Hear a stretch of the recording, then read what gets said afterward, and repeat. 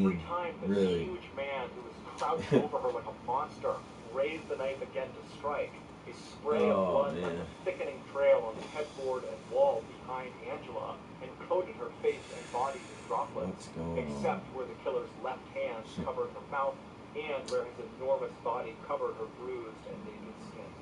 Janice Crowther, one of the police officers who first discovered Angela's body early in the morning of October 13, 1984, would later testify at the killer's trial that when she first walked into Angela's bedroom, it looked like Angela's heart had been cut out and was laying on top of her chest.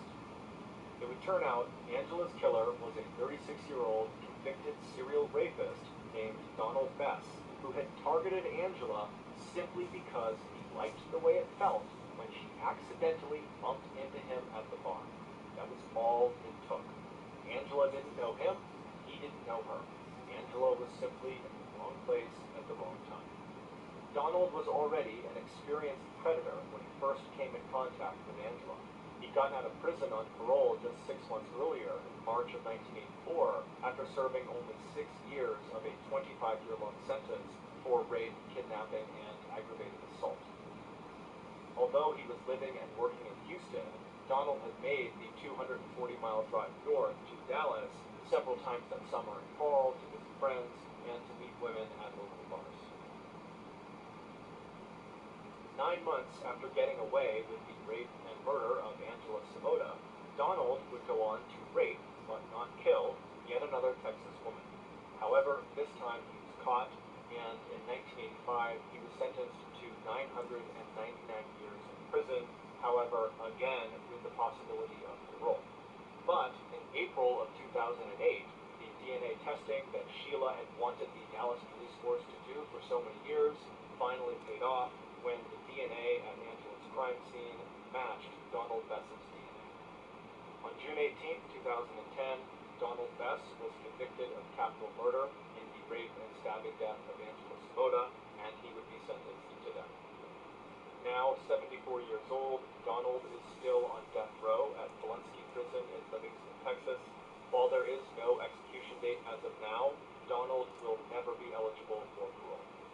As for Sheila, when she finally heard the name of Angela's real killer back in 2008, she was shocked. Like that For more than 20 caterpillar years, in she had completely believed that Angela's killer Wizard was of No, Russell Buchanan. Alice in In Wonderland. February of 2012, Sheila met with Russell in Dallas to apologize for her attempt back in 1984 to connect him to Angela's murder, and her belief in the years that followed that he was the guilty party. Now a well-known and successful architect in Dallas, Russell was quick to forgive. In the end, Sheila's persistence had not only led to the discovery of Angela's killer, but it had also finally lifted the cloud of suspicion Russell had been living under for more than 2 decades. Sheila is still a practicing private investigator. Her specialty is cracking cold cases. On September 12, 1982, 2 off-duty Alaska police officers were off hunting in a very remote section of Alaska about 20 miles away from Anchorage. The only way to get out to this area was by plane or by boat, and so generally speaking, the only people that came into this area were big-time hunters. After a long day, the 2 men realized it started to get dark and they were still deep in the woods, and so they decided it was time to turn around and start heading back to camp. The journey through the woods was challenging, and so the men walked down to the nearby Kinnick River and walked across an exposed sandbar. And as they walked, they noticed up ahead there was a boot sticking out of the sand. And as they got closer, they realized it wasn't just a boot. There was also a human leg bone still in the boot. Being police officers, they knew the importance of not disturbing a potential crime scene, and so instead they marked on the map where they were, they left the area, and they reported the body to their department. The following day, crime scene technicians came out to that remote area, and they very carefully unearthed the remains, which still had women's clothing on them. And then afterwards, they began searching for evidence in the area, and eventually they discovered a single shell casing that was a .223 caliber round, which is a common caliber for hunting rifles. The remains were sent back to the lab for an autopsy, and it was revealed this person was a female, and she had most likely died at least 6 months earlier. And she had almost certainly been the victim of a homicide because she had died from 3 gunshot wounds. Also during the autopsy, it was discovered that there were no bullet holes on any of her clothing, and so it appeared that she had been shot without her clothes on, and then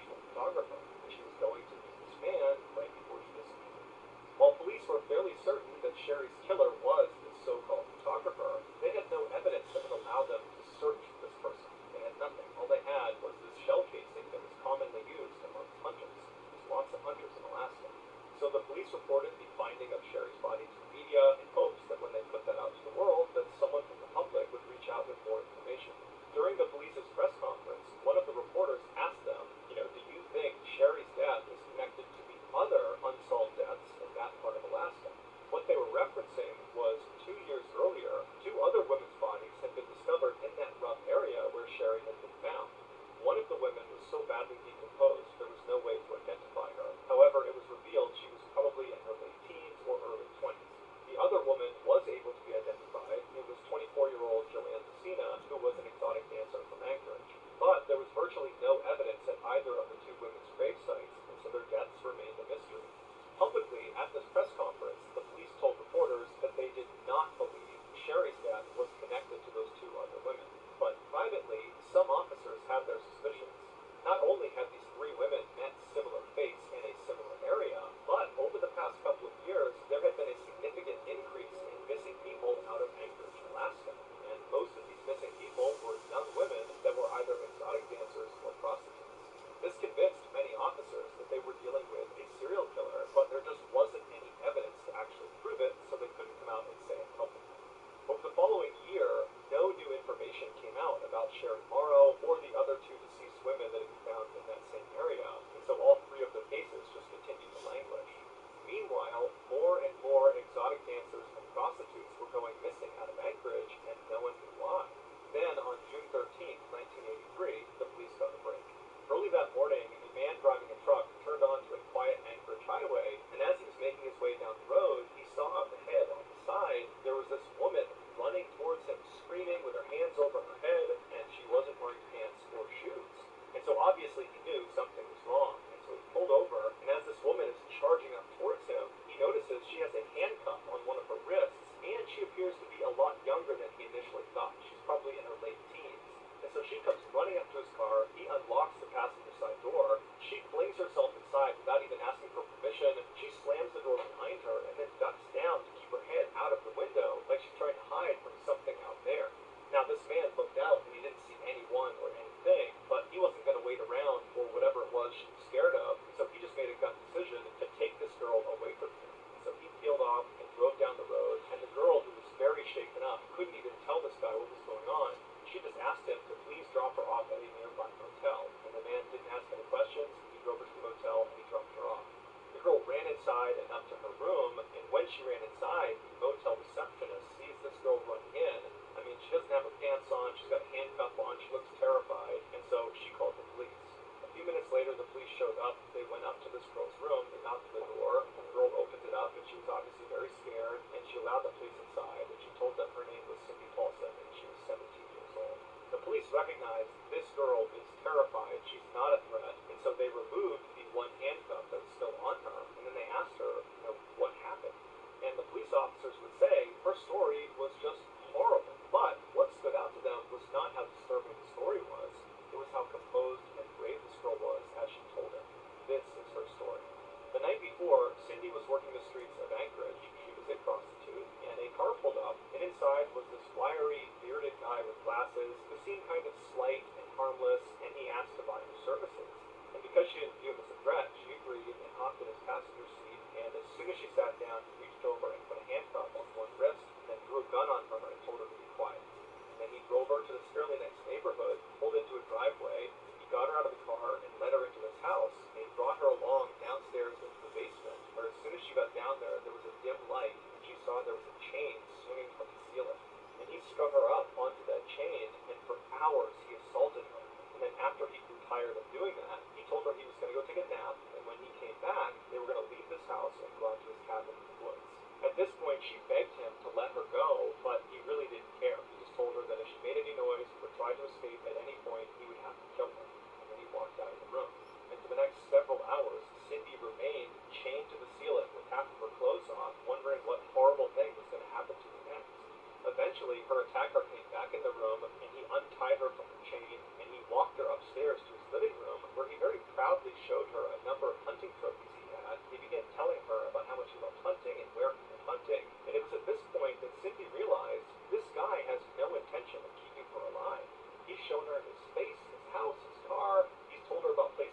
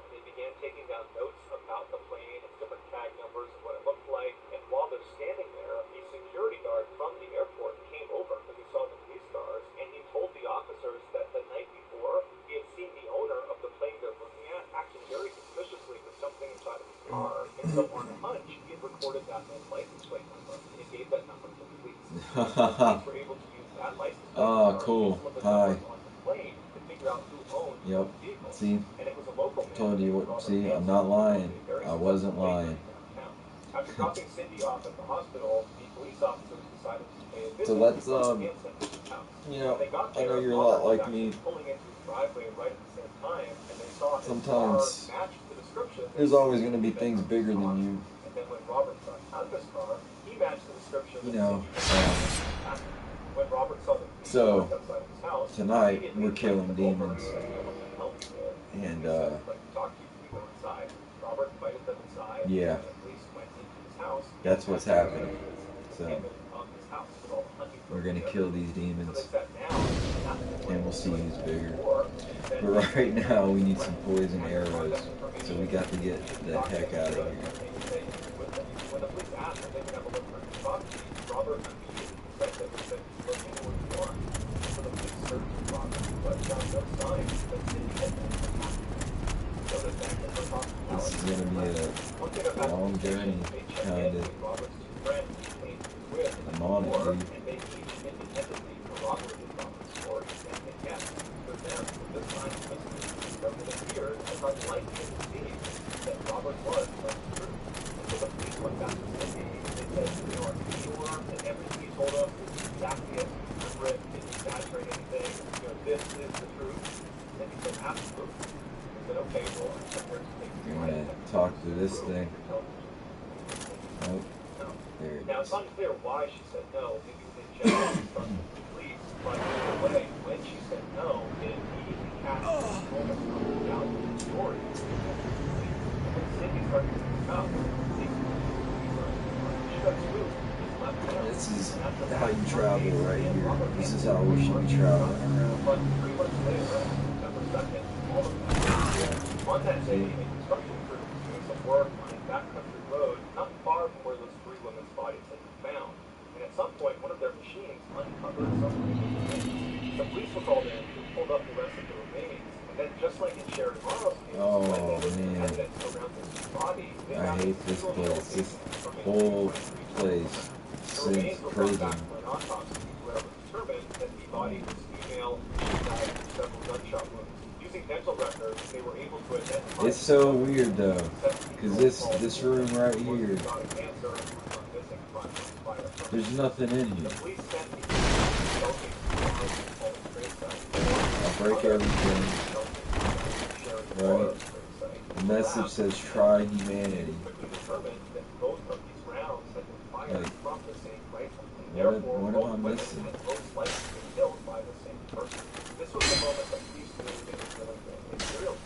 Like, it's just a troll room. It's a troll room.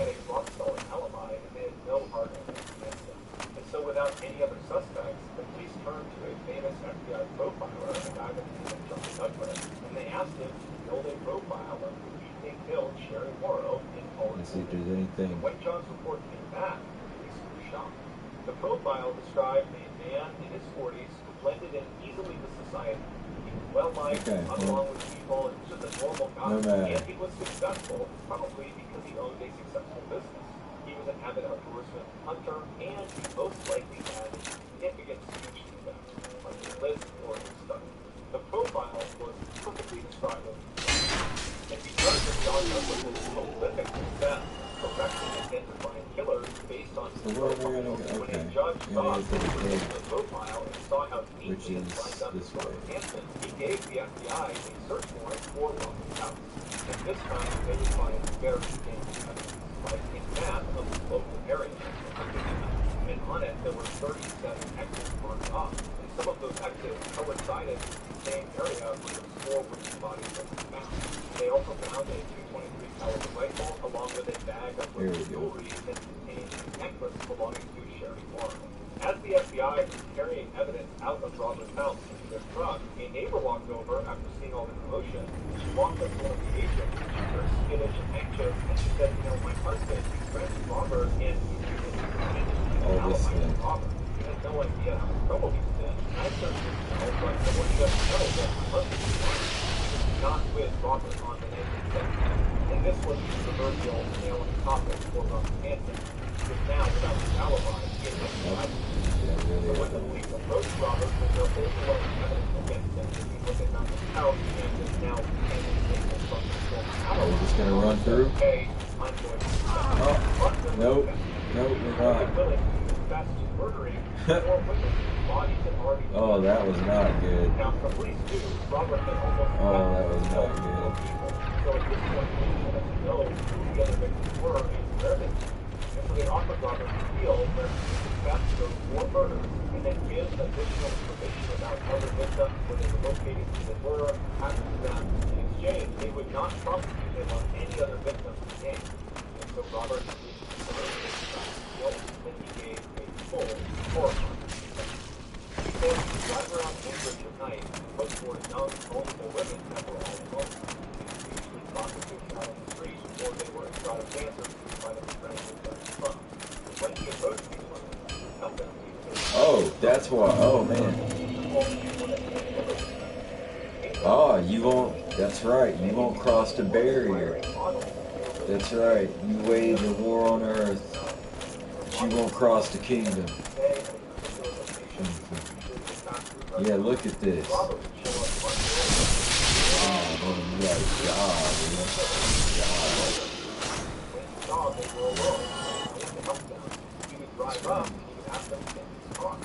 You drag your corpse across the ground.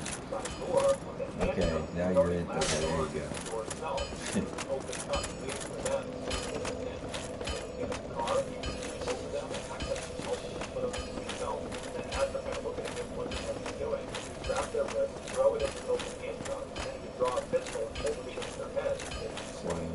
Yeah, straight across to the elevator. Putting the handcuff on and drawing the pistol, then it was like muscle memory.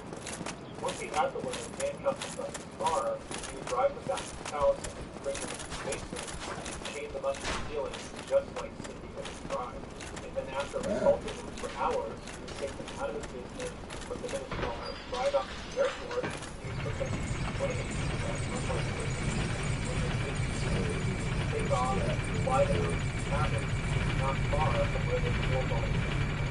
Once he got them in the cabin, he would press them, put a blindfold on them, and with their handcuffs still on, he would assist them out the front door and tell them to run. And they would take off as fast as they could into the woods, running into trees, falling over, but just running for their lives, believing their ordeal was now over. They just had to get away from this guy. But what they didn't know is their ordeal was just starting. Robert had no intention of allowing them to escape. He knew there was deep water that surrounded his cabin, and so if they actually made it that far to the water's edge, they would drown. And so Robert would give these women a significant head start to give them the sense that they actually might escape. And then Robert would grab his knife and his hunting rifle, head out, and begin stalking his prey. For the next several hours or days, he would walk around the woods looking for these women, and he would just stay off watching what they were doing. And at some point, he would sneak up on them, and he would wound them intentionally, usually with his knife, and then he had a blood trail on him. And he would follow these dying women who were screaming out for help, and at some point, these women would know they were going to die. There was no hope for them, and they would collapse, or they would stop, and at that point, Robert would walk up to them. Afterwards, he would remove their handcuffs. Yeah, look at this big thing right here. We're not gonna find this right here. You're not gonna find. Come on, man. That's what you get for playing around on the elevator, right?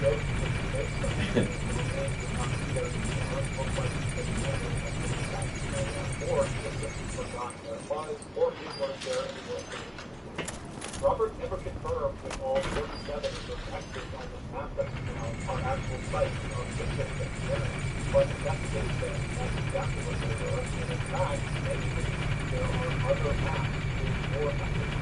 But the police could never confirm 17 victims. If there were more, we probably will never know. But in 2014, Robert died in prison and took those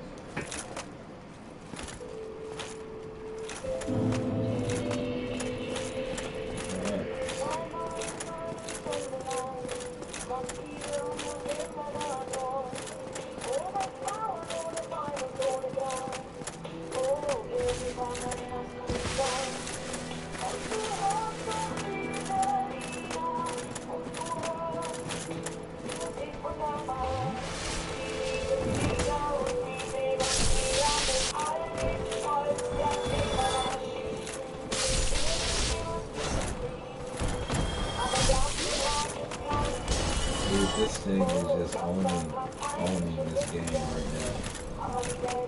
This stick thing. Thank you for listening to this small podcast. If you got something out of the episode and you haven't ever heard No. Every time, 5-star review button works. Also, please subscribe to this small podcast, Spotify, Apple Podcast, Amazon Music, anywhere else you can podcast. This podcast airs every Monday and Thursday morning, but in the meantime, you can always watch one of the hundreds of episodes I have posted them. Oh, you got me. There you go. Marshall Fires are detail-obsessed perfectionists who take quality very seriously and bring the into the earth to hustle the best of the best for you. We get the deals. You get the I don't know good if stuff. you guys can see that, but I'm like glitching out a little bit. It's like glitching. Probably just wants to be. That's just weird. That right there. Oh man. It's shaking, dude. I figured out how to do it. I don't know if you can see it, but it was fucking wild. This should just terrify these ghouls. Look at that. They should be terrified.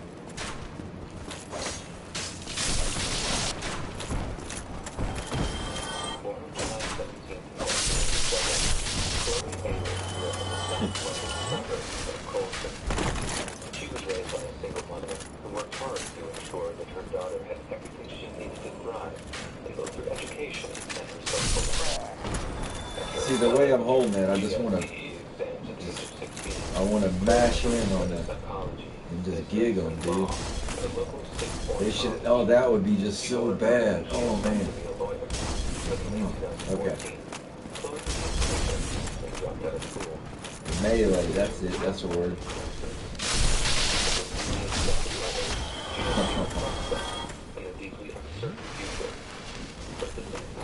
Chloe was deeply committed to providing a prosperous future for both herself, her mother, and her unborn child.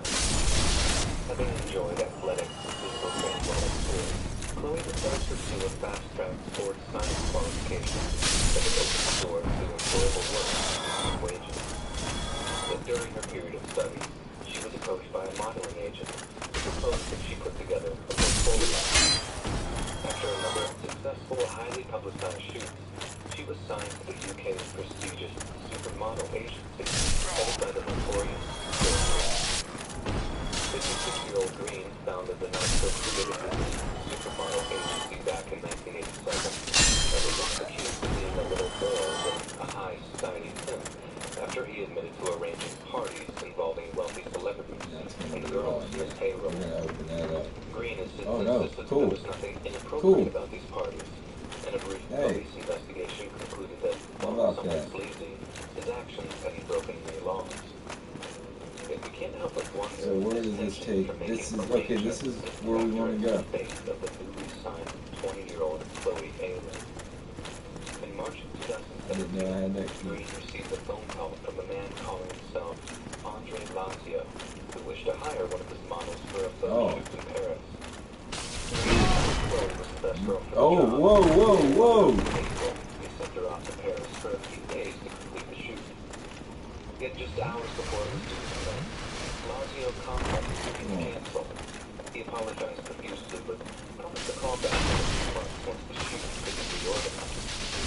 He was displeased with the cancellation, yet Lazio proved true to his word, and in July of that same year, that's right. See, there we go. I was prepared for it.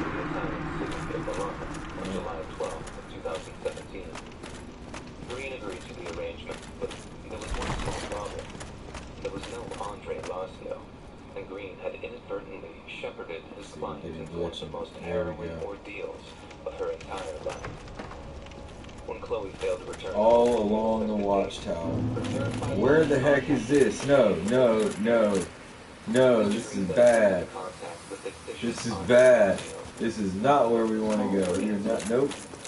The next morning, Mr. Green noticed an unread email in his inbox, and upon opening it, his jaw hit the floor.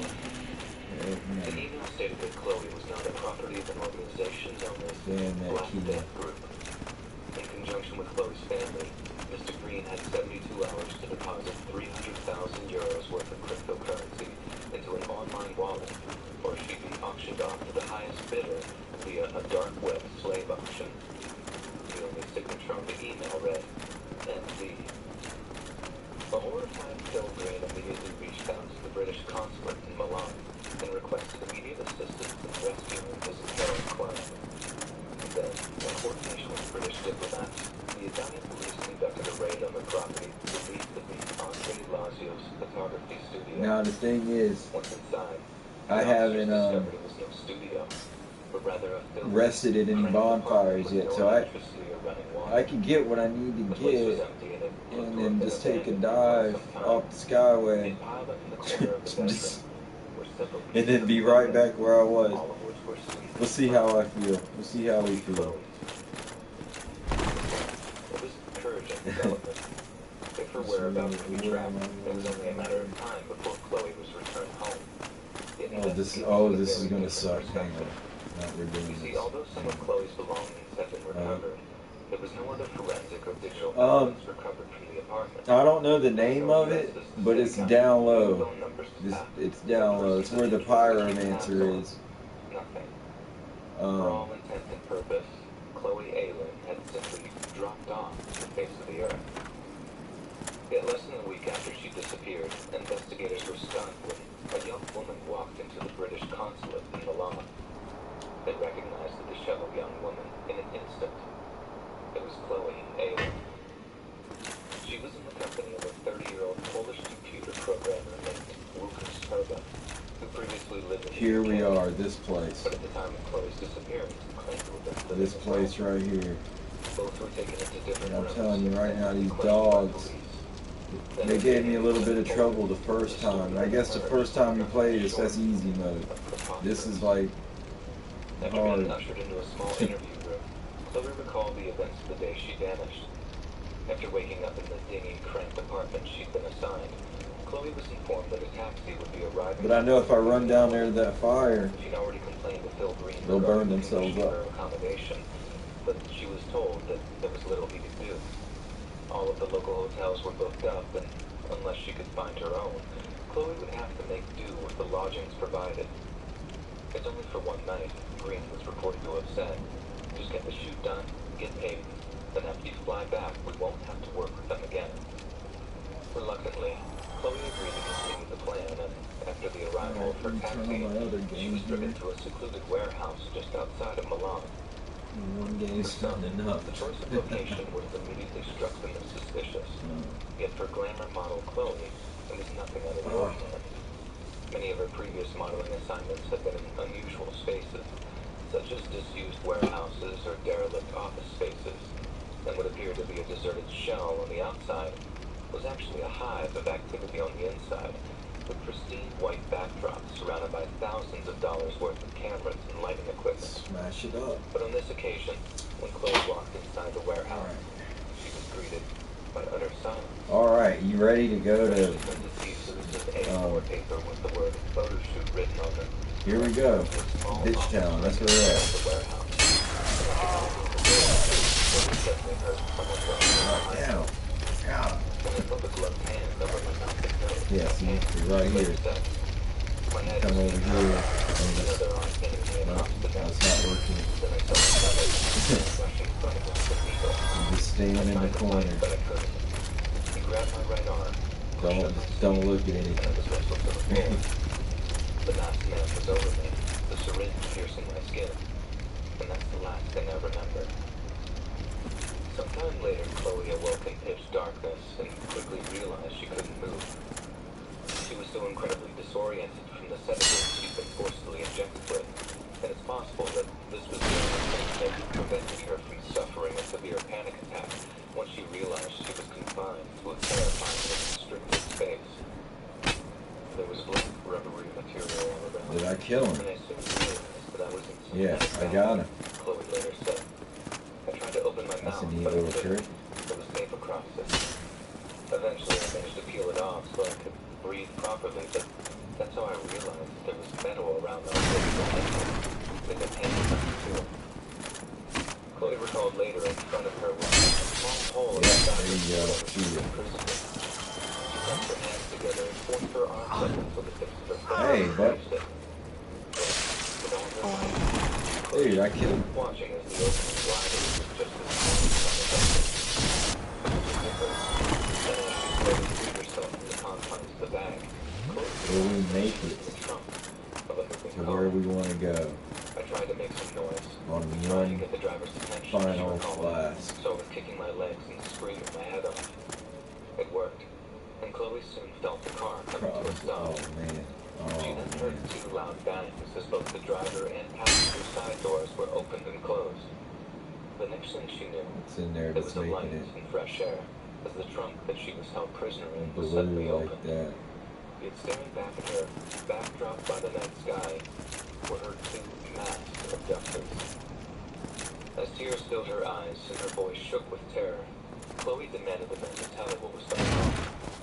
Neither replied. They simply reapplied the tape around her mouth and the duffel bag that she had just escaped from. Sometime later, the car stopped again. The kidnappers opened up the trunk. Chloe realized they had driven her to a location far from any major highway. The first time the trunk had opened, she detected the faint orange glow of street lights. The second time, there was nothing but the starry night sky to reach her. No more restless As she flies. was dragged from the trunk, the terror of uncertainty was overwhelming. Chloe once again tore the tape from her mouth and began begging her captors to tell them where they were. We need to run back the other way. So they said. Then, Oh. according to Chloe, they pretended not to know that she was being taken. I started to cry, and she later said, "It all just hit me at once, and I couldn't help it.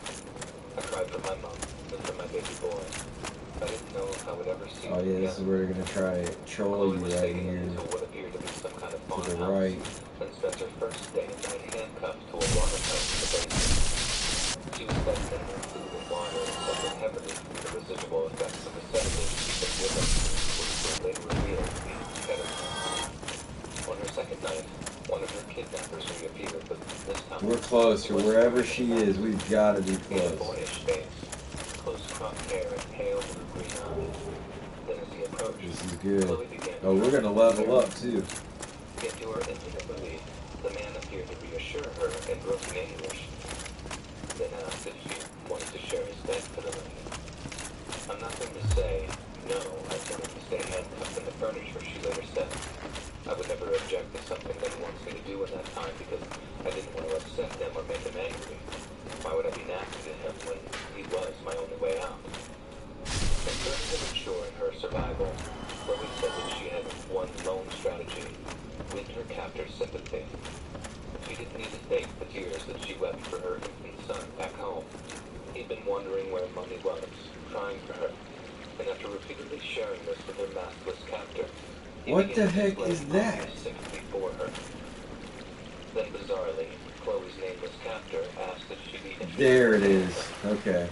Dude, the way it looked on my TV, I didn't want to. That could have been like 1,000 TV. Obviously, I had no interest, but I had to play it as if I did. This is where we needed to go. The only thing I had to focus on to get out. I hated drama at school. I'm too shy for that. But what else could I do?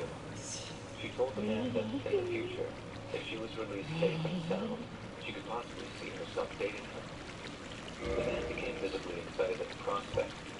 Then, seeing his opportunity, Chloe asked the man's name. Like that. My name is Lucas. Do that. Lucas Serba. Chloe didn't realize it, but she'd seen that name before. In fact, she actually met Lucas Serba face-to-face just months before her capture. Yet due to the stress of her experience, these little factoids would remain Okay, beyond hold on. recollection. Hold When on. Lucas finally decided to remind her, it was a moment of chilling significance. 6 days into Chloe's captivity, Lucas walked down into the basement where she was being held and locked the door behind him. He looked frightened. Chloe feared the worst, and as he began to talk, she hung on to every word as if her life depended on it. In reality, their first encounter had been 3.5 months earlier, during the debacle of the cancelled photo shoot in Paris. Upon learning of the cancellation, Chloe was assured that someone was on their way to give her money for a taxi and a plane ticket. and that man was Lucas Urban. Lucas went on to explain that he was a member of the Black Death Group, a violent Romanian people smuggling ring. Chloe began to panic, but Lucas responsibly assured Easy her money. that she wasn't going to be sold into slavery because he wanted to leave the organization. However, in order to do so, he needed to raise 300,000 euros to buy his freedom. And that's where Chloe came in. Originally, he had been ordered to kidnap her back in April, where they met in Paris, but had refused his orders upon learning that Chloe was a single mother. According to Lucas, his superiors severely reprimanded him for his insolence and set about organizing another snatch attempt. Lucas claimed that he begged for redemption and was thus allowed a position in the Milan snatch squad in order to regain his boss's favor. Why not? Blow it out, dude. Throw everything in the cart. After explaining his position to Chloe, Lucas Yeah. clear that it was There we go. That we should be able to apply that. Boy, oh yeah, that's good too. That's gonna help. Definitely want some of those. Chloe would be immediately sold into slavery, where a fate worse than death awaited her. Lucas even explained that in one instance, Hey, why not? Oh, the purging stone. Oh, yes. Yes. Blow it out. And although she could practically taste her freedom, she maintained her veneer of mild-mannered compliance. When Lucas asked who might have the money to pay her ransom, Chloe replied with the names of 3 older men, whose identities had never been made public. And this is when Lucas sent an email to Phil Green, demanding 300,000 euros under the pseudonym MD. He also included the names of the men Chloe had listed. That's all. Oh man, you ain't got nothing else. You don't have any T-shirts, any stickers. All right, cool. Within the 72-hour time frame. The offer was nowhere near the 300,000 needed to secure Chloe's freedom, yet bizarrely, Lucas chose to release her anyway. He did, however, have a number of conditions. Not only would he require an additional 50,000 euros in Bitcoin, Chloe would be responsible for spreading word of the Black Death Group in the United Kingdom, essentially as a way of spreading fear via propaganda. He claimed to have compromised with his superiors, who had laid out a new set of conditions for his departure from the group. Chloe agreed to every stipulation, knowing she'd abandoned her promises once she was safely back in the UK. Once Chloe had sworn to obey his demands, Lucas drove her to Milan with the intention of escorting her to the British consulate. But before that, something rather unusual occurred. Lucas had previously assured Chloe that any escape attempt on her part would be futile. The Black Death had agents everywhere. Before we do that, System of signals and intelligence. that's gonna suck. That's gonna suck. We're gonna go free this dude real quick. We might not make it through that. So if we don't, at least we'll be back where we were and we can poison those silver archers. He took Chloe to a cafe. They ate lunch together. Then he bought her a pair of shoes as some kind of bizarre parting gift. What is this? After that, Lucas walked her to the British consulate, totally under the impression that he'd be free to simply walk away after dropping her off. Even when asked to step into the room, Somebody, Lucas seemed perfectly confident. please let me he'd out. done Somebody, nothing wrong. help! I'm finished But as we with this know now. now, nothing could have been further from the truth. Yet as Chloe and Lucas's interview unfolded, the police took umbrage with one particular detail. You opened the door She for me. claimed that all her Thank new you. clothes had been given to her I'm at the safe. farmhouse, yet I when it was thought I might never discovered the escape. shoes were a I am recent Griggs purchase, of Vinheim, the a police checked the sorcerer of the CCTV school. footage. I am They much spotted obliged Chloe for your and assistance. Lucas Thanks to holding you, I may hands. now resume my travels. Chloe had neglected to tell the whole truth regarding the day's events, and to her horror, seemed to cast doubt on her entire story. Oh my god. It was the end of the interview. For 12 hours, and I just wanted to leave, Chloe later said. I thought that would be another whole load of questions, and it would drag on for so much longer as far as she mentioned. After she was returned home, it became increasingly obvious to Chloe that more and more of those investigating her kidnapping believed it to be some kind of hoax. It was so bad. I was shocked. I spent 12 hours giving as much detail as I can. Oh my god. They don't believe me, she said. I was angry and frustrated, and I just broke down.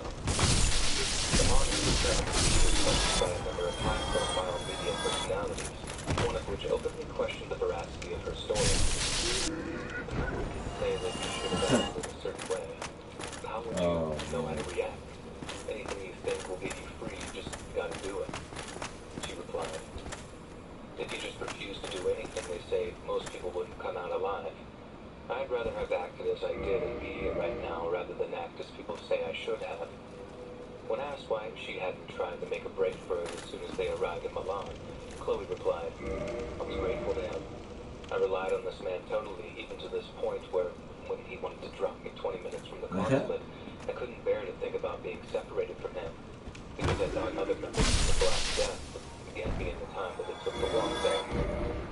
It seems that, until the end, Chloe genuinely believed that Lucas was a member of the elusive and terrifying Black Death group.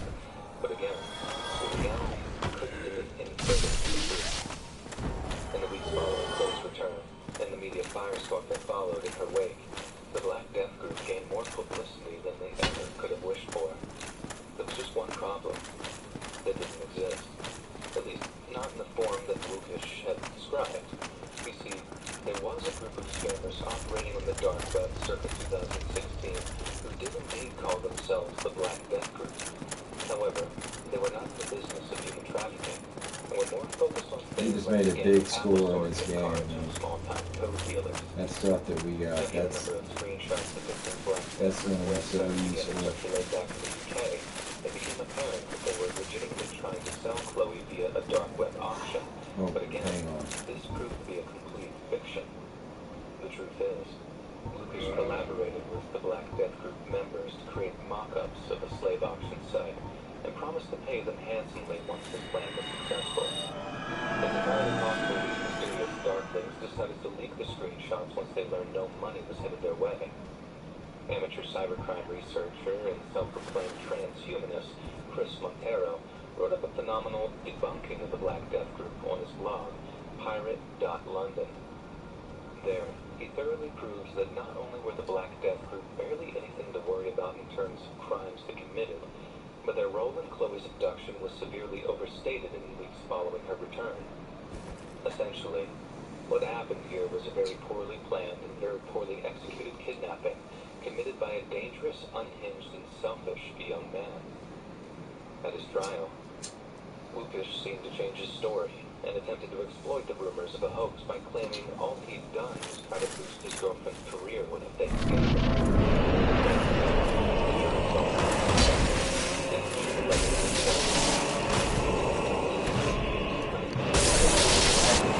It's black.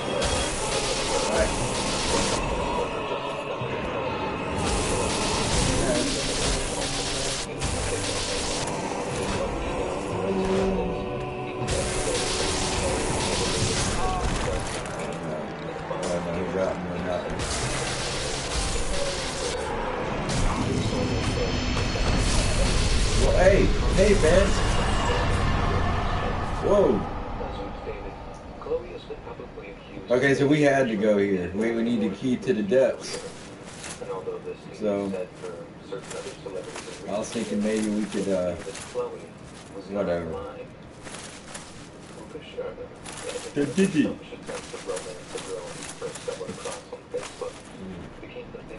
I already have whatever it is. He believed that he had fooled Chloe into believing in the Black Death Group's near limitless power to an extent. That's true. But Lucas received full return by a girl who utilized her feminine wiles and some rather convincing acting in order to secure her eventual release. In a sense, what we just heard is the story of competing gloves. And to her credit, it seems that Chloe Ayler was somehow both the victim and the victor.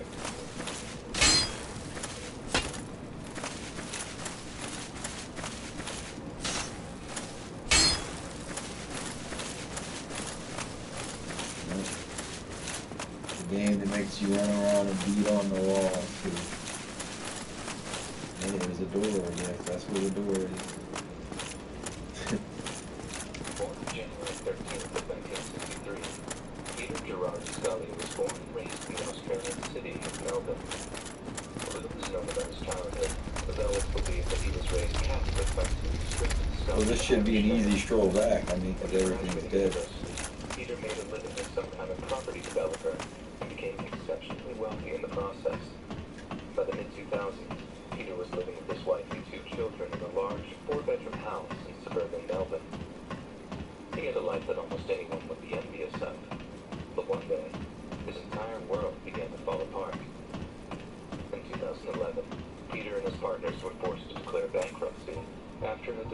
scheme of theirs appeared to completely fall through. Very little work had been done in the actual construction site, yet Peter and his company claimed that every penny of the $2.6 million investment fund was gone. Naturally, their investors weren't happy and initiated legal proceedings against Peter and his partners. Peter claimed that he could account for losses in the way that was perfectly legal, but in reality, oh my goodness. Oh man. For years, he'd been scamming investors out of their money in what amounted to a very well-disguised Ponzi scheme. By the time it emerged that Peter was indeed acting illegally, he had already fled Australia on a false passport before establishing an entirely new identity in the Philippines' capital of Manila. Yeah, and we're going. So far, I think we're doing really good on nailing the order of things too. We're like going right. I think we probably should have went back there before we went into here. Right? We should have did that before we went to Sin's Fortress. Or could we have? I'm not sure. There's so much to it. Yet he couldn't do so legally, as he would almost certainly give away his location to the authorities. He obviously wasn't afraid of operating outside of legal constraints, but with his reputation and status, there was no way of him securing any reliable outside investment. Peter needed money, he needed a lot of it, and he needed it quickly. So he turned to the darkest and most depraved of all online marketplaces, the exploitation of children. With the help of Filipino women named Carla Alvarez and Lisa Margallo Castaño, Peter began setting up one of the most evil and prolific child exploitation websites in contemporary history. He would send Alvarez and Castaño out into some of Mindanao poorest towns and villages, promising generous financial compensation to the parents of any child willing to hand them over for the purposes of a photo shoot. The children were then returned a few days later, visibly shaken, but with sizable wads of cash with them. The children either never spoke of the ordeals they faced at the hands of Peter and his so-called girlfriend, and those that did were either hushed up or disregarded. The harrowing abuse that took place at Peter's photo shoots were recorded before the videos were uploaded onto a dark web messaging forum that he created named No Limits Fun. The most notorious of these videos was entitled Daisy's Destruction, and depicts the despicable abuse of 3 underage Filipino girls. A mere preview was uploaded to the webpage while Peter offered visitors the full unedited recording for around $10,000 US.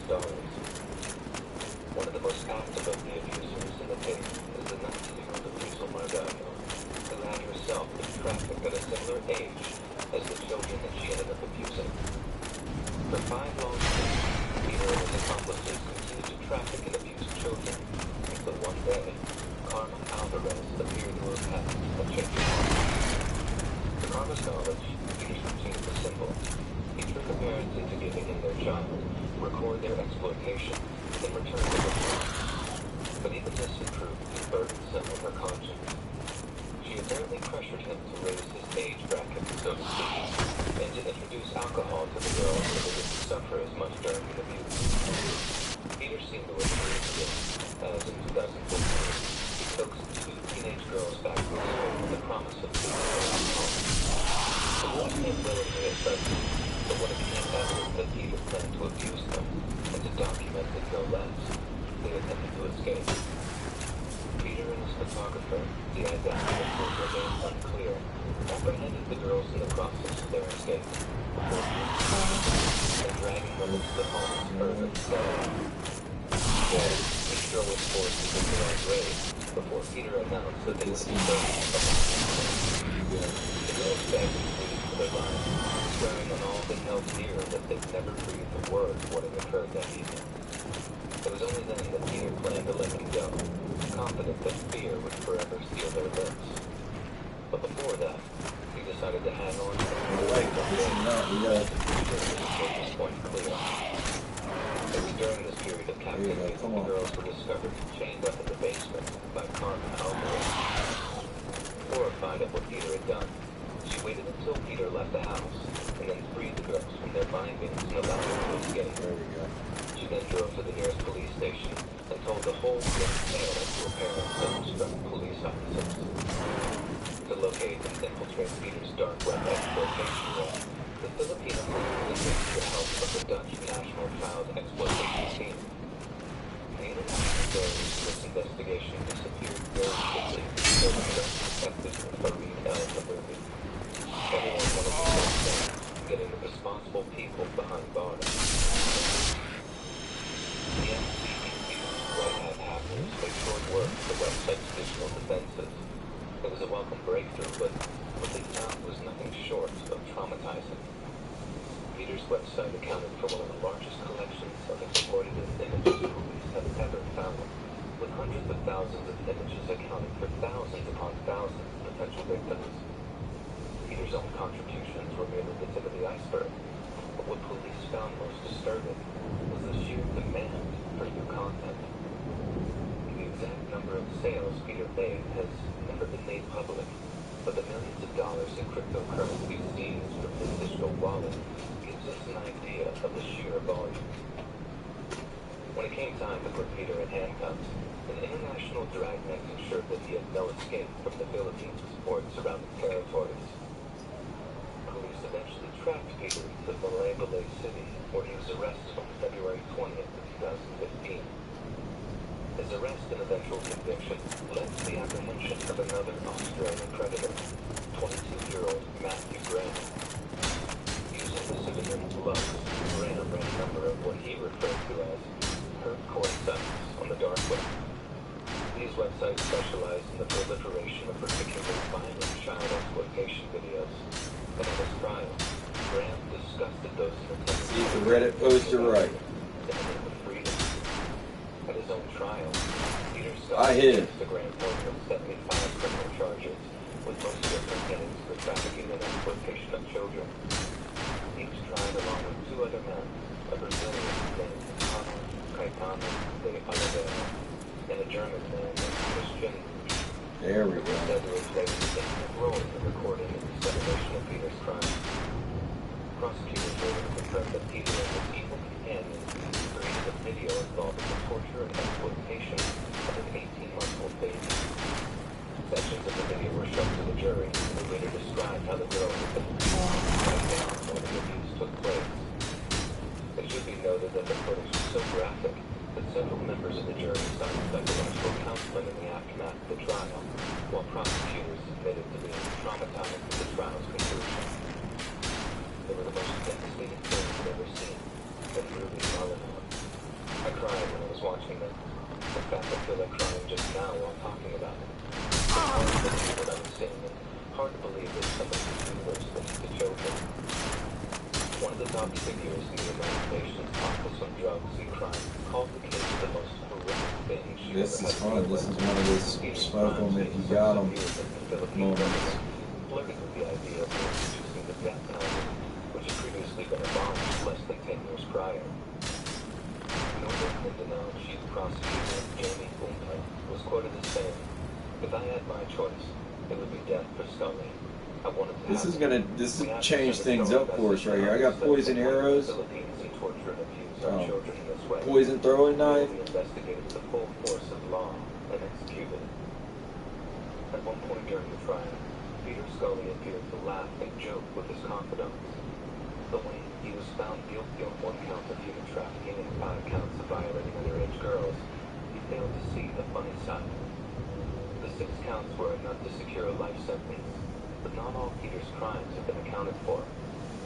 In November 2022, Peter received a second conviction and was sentenced to an additional 129 years in prison. While his more repentant accomplice, Carmen Alvarez, received life with the possibility of parole, Lazo Margallo Castaño was sentenced to 126 years in prison for being an active participant in the exploitation. 2 other accomplices, Alexander Lau and Maria Dorothea Chia, who were said to have played a lesser role in the exploitation ring, were sentenced to 9 years apiece. Since his imprisonment, Peter has complained of the conditions in the prison he's being held at. claiming overcrowding and Oh, hello there. led to a rapid deterioration. I didn't see you come in. Jail warden Ferdinand What are we doing? He wants to be pampered with luxury Nothing. and the mobile telephone. I learned so he from can make you. international calls. He wants the same conditions as there are in Australian jails. Oh, But this is man. not Australia. Peter has refused to comment on the allegations, but it stands to reason that his lifelong home is severely overcrowded. The Val prison and penal farm was built to house no more than 350 prisoners, but as of November 2022, it was home to almost 2,000 inmates. Yet it's difficult to feel any sympathy for a man who showed such a despicable lack of mercy or empathy to those whose lives he succeeded in destroying, all for his own perverse financial gain. It's about to wear back on. That's what's about to happen. Cyrus, that's his name on the Trailer Park Boys. It's Cyrus. Many more monsters like Peter, who lurk in the darkest, most forbidding corners of the dark web, dedicated to spreading the most heinous and unforgivable filth of the man. And in the silver linings of the dark, foreboding cloud, is that for every evil, dark web predator, there are a dozen equally dedicated law enforcement agents who want nothing more than to put them in handcuffs.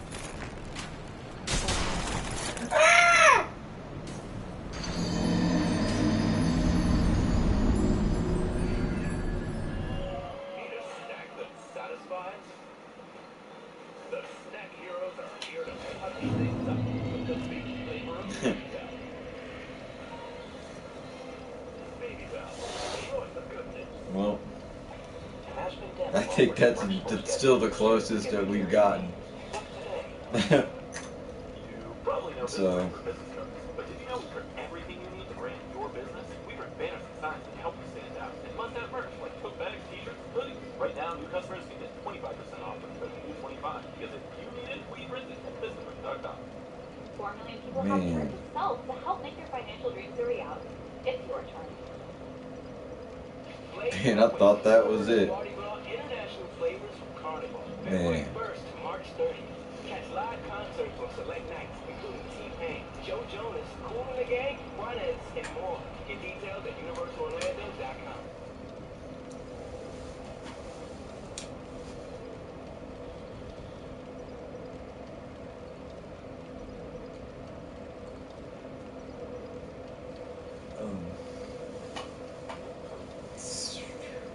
Born on October 24th of 1988, Matthew Alexander Alder grew up in an upper-middle-class family in the small English village of Knutsford in Cheshire.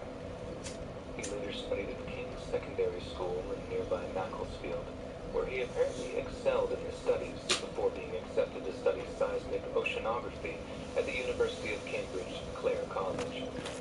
Following his attainment of a bachelor's degree, Matthew continued in academia, earning himself a master's and doctoral degree throughout his years of extended study. He then went on to become a postdoctoral researcher and lecturer at the University of Birmingham, and was a popular extroverted I'm so young sick of man with a watching large this guy university walk. social circle. Friends described him as hilarious and larger than life. But Matthew was harboring a deep, dark secret of horrifying proportions. During his first or second year of university, Matthew shared a house with several other young students. It was the kind of accommodation the Americans might refer to as co-educational, where students are trusted to choose the most suitable housemate or one another regardless of gender. This is how Matthew ended up living with an unnamed young woman who spoke with boisterous, sometimes edgy sense of humor. On one occasion, Matthew joked with the woman about secretly filming her while she used the home's shared bathroom. The suggestion was so ridiculously out of character for Matthew that the woman simply laughed it off, didn't take the suggestion seriously at all. But the truth was, Matthew really had been filming her while she'd been showering. It wasn't a joke. It was a soft admission, and since it wasn't taken remotely seriously, it emboldened Matthew to continue such predatory behavior. We'll raise it up, what, 10 degrees? 15 degrees? Web of digital depravity, resulting in one of the most harrowing criminal Go too far. prosecutions in British judicial history. Too far. Like many of his peers, Matthew spent a great deal of time using a computer for research, writing, and study. But since Matthew was a purely dedicated researcher, he was glued to a keyboard for anything between 12 to 16 hours a day. Others might have found that staring at a screen for that long to be somewhat tedious, but Matthew didn't have a problem with it at all. He delighted in internet culture as he began to navigate its exploits and inner workings. Did they Matthew get him? began to familiarize himself with what's referred Did they to get as him? Tor. Tor is actually an acronym standing for the Onion Router, a variety of free open source software that enables anonymous online browsing and communication. It directs internet traffic via a free worldwide network that consists of more than 7,000 relays, all maintained by dedicated volunteers. Tor protects a user's personal privacy by concealing their location and usage from anyone performing network surveillance or traffic analysis. But like any tool, it can be used for good, or it can be used for evil. The only deciding factor is the user's intent. And in Matthew's case, his intent was nothing short of evil. Matthew began using his newfound anonymity to access violent child exploitation websites known as hardcore sites. Under the username 666devil and Evil One, Matthew not only viewed some of the most graphically disturbing videos in existence, but he also downloaded and circulated them among other corners of the dark web. These videos didn't just include those which depicted the abuse of children, but also the torture and execution of adults, the elderly, and animals. Oh, they're Browsing pissed. websites such as Are they coming out here? and No Limits Fun was Matthew's idea of relaxing recreation after a hard day's research. Oh my goodness. Matthew got his kicks in Wow. too. Wow, that is interesting. Dude, I pulled that thing from way over. Wow. At first, it was harmless fun, and contacting online sellers with low prices for their goods. Then it escalated to catfishing naive young people and considering promote places for things that never happened. But instead of growing bored and unconfident, Matthew continued to escalate to a silver scale of catfishing incidents. But the longer it did, the darker they became. It's believed that sometime in the early 2010s, it became across some advertising for the online marketplace, Gumtree.com. It had been posted by a 14-year-old girl who wished to find herself some weekend babysitting work in order to earn some pocket money. Posing as similarly aged art students named Liz, Matthew reached out to the unknown girl and initiated a conversation. Through the course of their conversations, Liz told the unnamed girl that she was drawing or painting a series of still life images of human subjects. This is how Matthew slowly and methodically convinced the unnamed girl to send compromising pictures of herself, all under the impression that his motives were relatively innocent. Yet when she did so, the trap was sprung. Matthew revealed there was no little and that if his teenage victim failed to comply with his every whim, the compromising photographs would be leaked online. He took his time on deciding what her first task would be, and when he finally emailed his demand to his still shell-shocked victim, she was beyond horrified. Matthew ordered the girl to take a photograph of herself licking a toilet seat at her secondary school. The task would not only be extremely humiliating and unhygienic for his victim, but it would serve as a further blackmailing material, thus ensuring her continued compliance. The victim, who could not be named for legal reasons due to her age at the time of the offense, later gave an anonymous statement to the British media. I was ashamed, she said. Those pictures were awful and I didn't want any of my friends to think that I wanted to do that. But I also felt like no one would understand or believe me because there was no one there holding a knife to me and physically making me do it, even though that's what it felt like. Every single day for months on end, Matthew would text the girl with increasingly perverse and dangerous demands. Every day when I woke up, there would be a message, she said. When I came home from school, there would be a message. Even when we weren't talking, I was anxious because I was just waiting for the next message to come through. The stress of the ordeal had a devastating effect on the girl's studies and relationships. She stopped talking to her family. She stopped going outside. Every waking moment was spent trying to appease Matthew's will to prevent the pictures from being leaked. Eventually, as the girl approached the precipice of a complete nervous breakdown, she begged Matthew to leave her alone.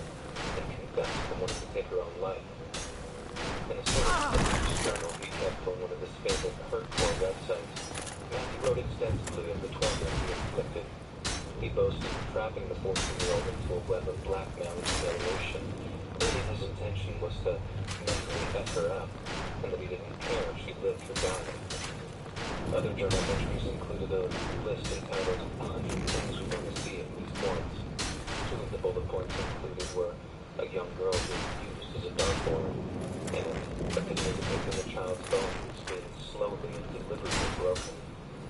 When the unnamed girl brought up the topic of taking her own life, Matthew actually encouraged her to do it, claiming that he'd already uploaded pictures of her to hardcore websites on the dark web. If she took her own life, those same pictures would find their way into the inboxes of her family, friends, and teachers. It's not clear when or how the unnamed girl managed to evade Matthew, but we know that in at least one case, Matthew made good on his threats and sent compromising photographs of the girl to her own parents. It's more than likely that it's the same anonymous girl who gave interviews in the aftermath of her ordeal, as at one point, she's quoted as saying, "I don't talk to my family anymore at all. I guess for me, I felt like they wouldn't understand. Then when I finally told them, they didn't. They basically said it was my fault, and that's how the relationship broke down." Having completed the cycle of manipulation, blackmail, and abuse, Matthew simply moved on to another victim, and the contemporary internet proved rich pickings for such a devious predator. Using a series of 70 different carefully crafted bid personas, Matthew's hardcore blackmail operation continued for many years and with many separate victims. The identities of most of these victims have remained a closely guarded secret, but using a breakdown of the charges levied against them, we can put together a rather detailed picture of what Matthew forced them to do. Some of these charges are simply too obscene for even hardened true crime channels such as this one, but of the more interesting and less obscene charges, there was, and I quote, "forced compulsory labor." This meant that Matthew had blackmailed one of his victims into performing heavy chores for him, essentially rendering them a modern-day chattel slave. Matthew was also charged with 3 counts of participating in the activities of an organized crime group, meaning there's a good chance Matthew shared evidence of his crimes with a large online network of predators. But it wasn't just indecent images that Matthew shared. The UK's Crown Prosecution Service later charged Matthew with 2 counts of possession of a predator manual. One is believed to have simply been downloaded by Matthew and was written by another source, whereas the second such manual was almost certainly composed by Matthew himself and detailed exactly how he was able to blackmail so many different people from many different walks of life, all at the same time. This manual was almost certainly found and downloaded by another British predator, a 36-year-old Norfolk man by the name of David Wilson, who admitted to 96 offenses related to child exploitation in early 2021. It seems the investigation into Matthew's online activities began sometime in 2013, and over the course of the next 4 years, Britain's National Crime Agency would be joined by none other than MI6, U.S. Homeland Security, and the Australian Federal Police. The scope and scale of Matthew's offenses was so awful that even when the Israeli intelligence agency became involved in the operation, it named him as one of the most prolific and dangerous cyber criminals in the entire world. In the beginning, William Kerr of the British NCA claimed that tech companies displayed less than ideal cooperation during their inquiry into Matthew's identity. Instead, they had to be shown images of underage girls eating their feces before they took the investigation seriously. Despite not specifically naming any one company, Kerr also claimed their lack of cooperation allowed Matthew to continue offending for much longer than they were told to cooperate with their investigation. But regardless, after a long and thorough investigation into his online activities, including an undercover officer filming him using a tiny button camera, police officers apprehended Matthew at his place of work, and he was arrested on June 21st, 2017.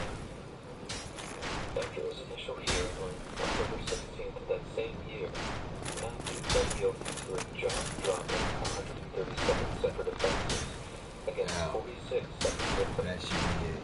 4 months later, he was sentenced to 32 years in prison, with an additional 6 years parole following his eventual release. Judge Philip Parker described Matthew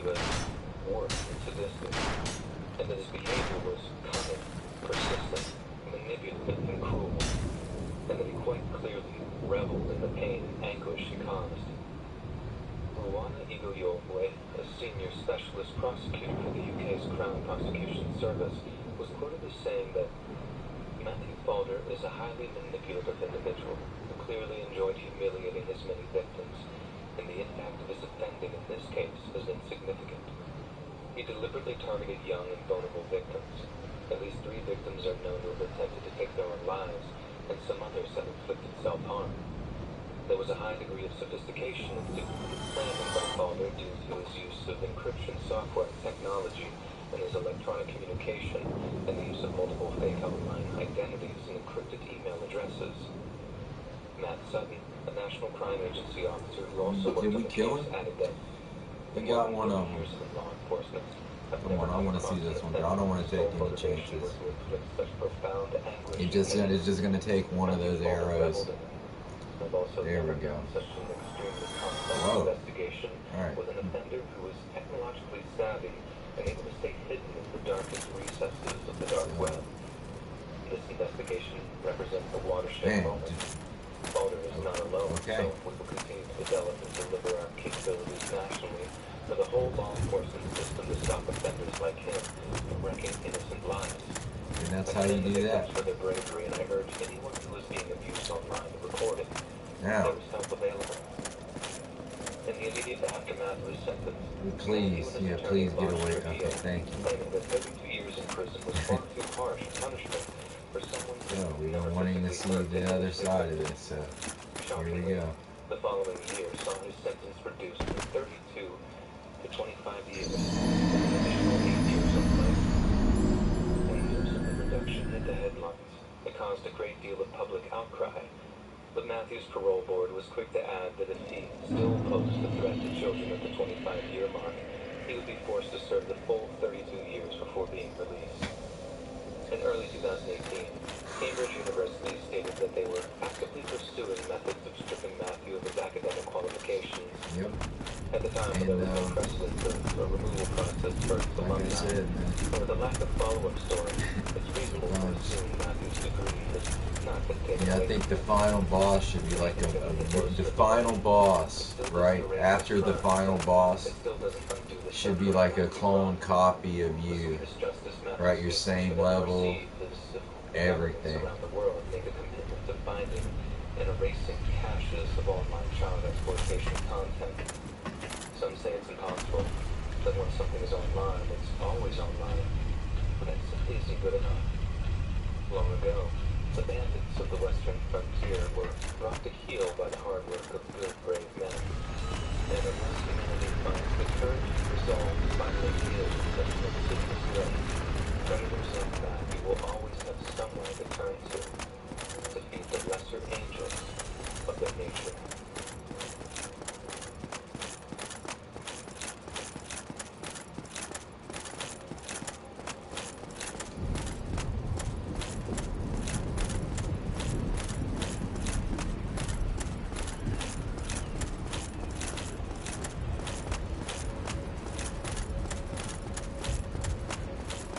Sometimes I just think I have bad luck.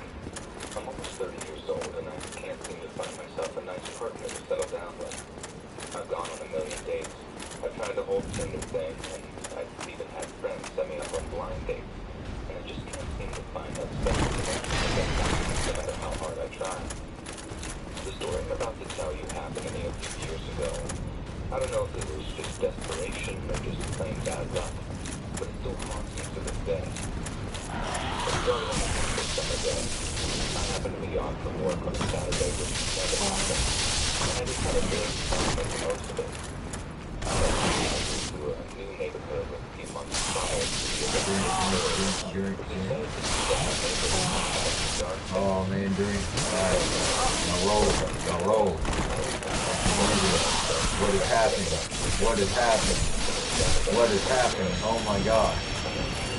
What? Ah! Shit!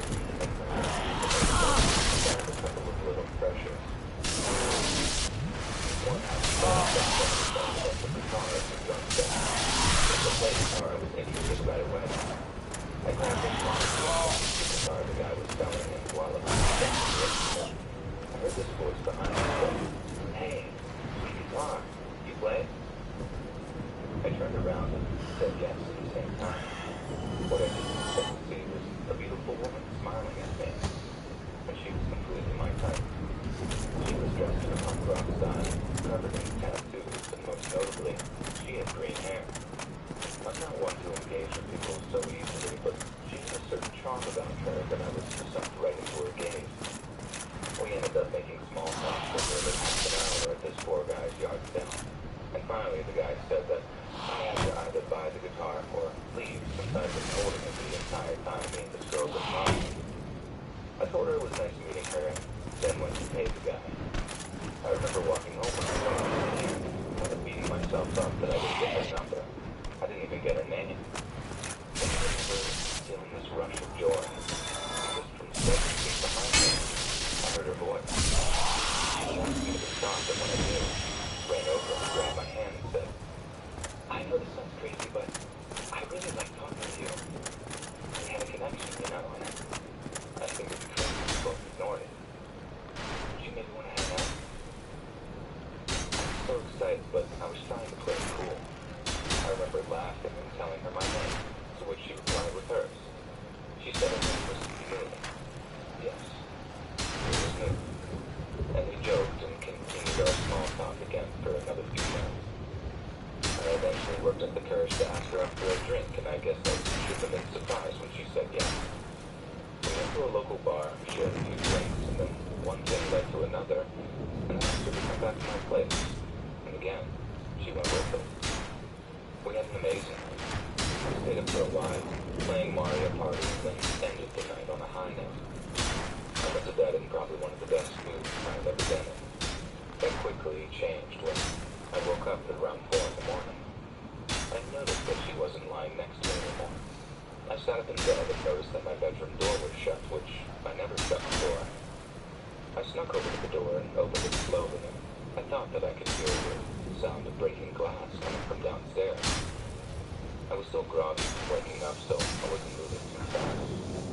As I was going down the stairs, I shouted Moon's name.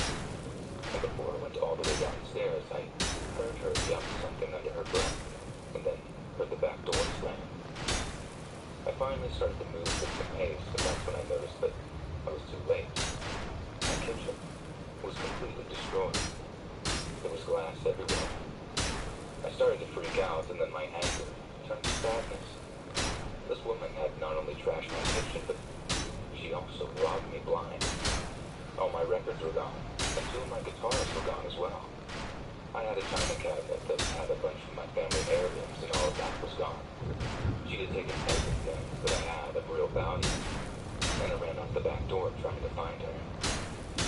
My logic was telling me that there was no way that she could have carried all that stuff out, but when I got outside, she was nowhere to be found. And reality started to set in, and I realized how hard I had been played. Clearly, this woman had a plan all along, and she had to have someone else with her because she would never have been able to get away so fast. I obviously reported this incident to the police, but there was nothing that ever came of it.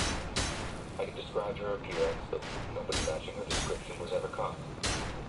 Moon must have just been some fake name because nobody in the area had the name Moon. And when I reflect on this now, years later, I can notice some red flags. Like, where did she come from that day? I never bothered to ask. She didn't drive a car, so I guess I assumed she lived in the neighborhood. She was dependent on me the entire evening, and instead of looking at this as some type of issue, I was more into the idea that she needed me. I never did get my stuff back, and now I'm ever more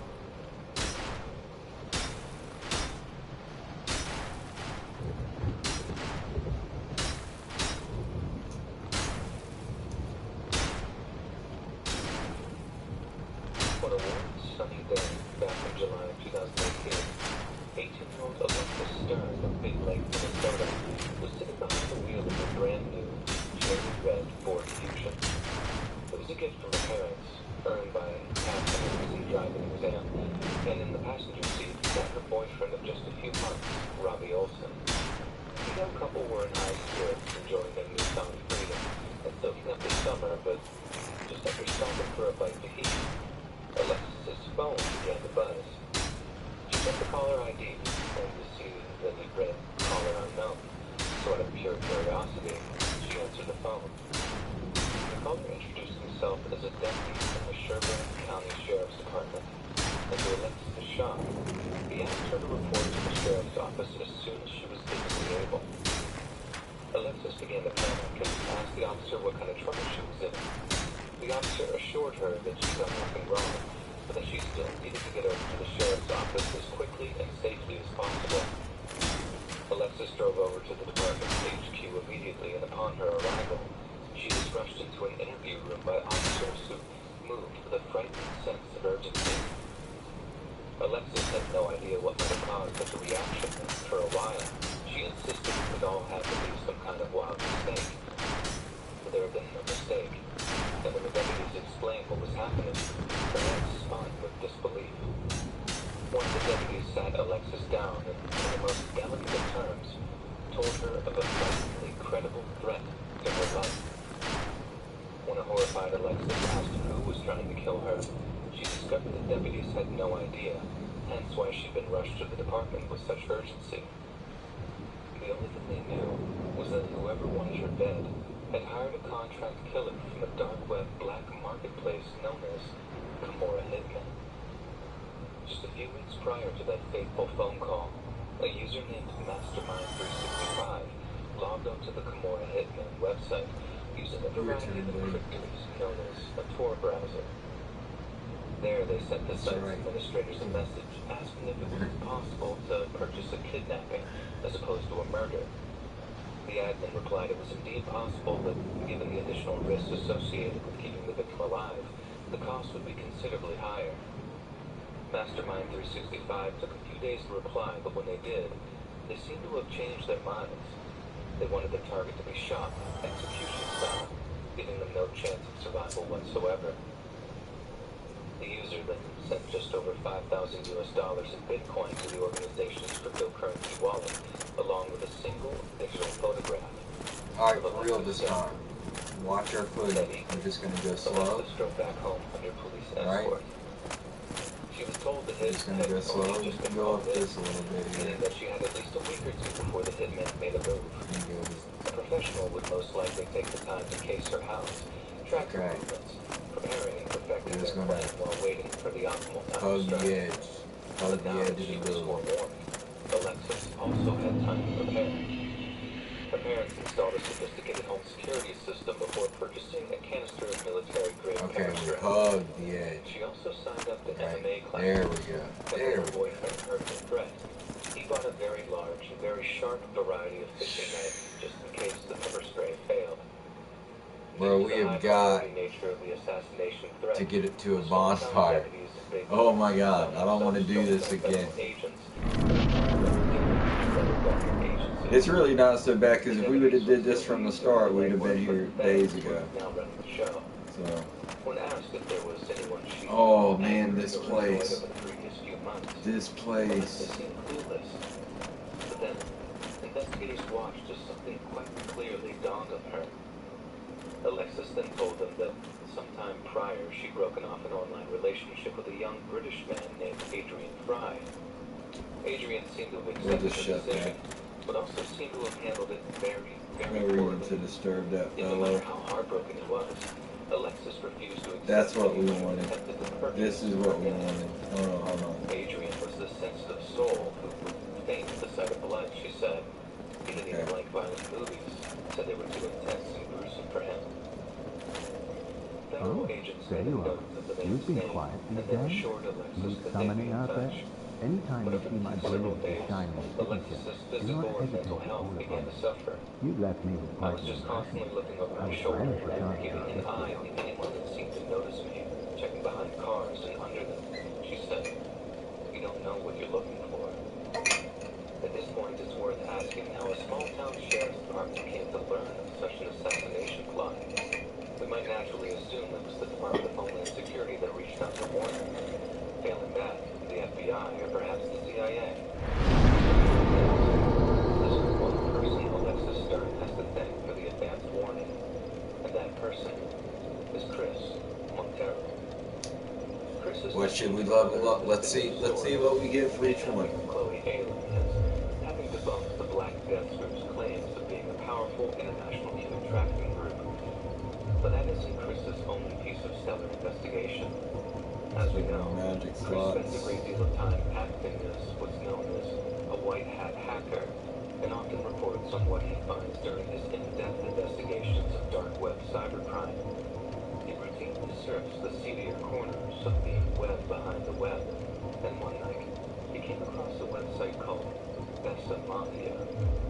The Bessa Mafia claimed to offer the services of professional, often ex-military killers in return for large sums of Bitcoin. But murder was not the only service they offered. For the right price, a visitor could arrange for almost anyone to be beaten, tortured, kidnapped, or violated. The only variable factor was how long the job would take to complete. Bessa Mafia's website was only slightly more polished than some of the other dark web murder-for-hire sites he'd stumbled across.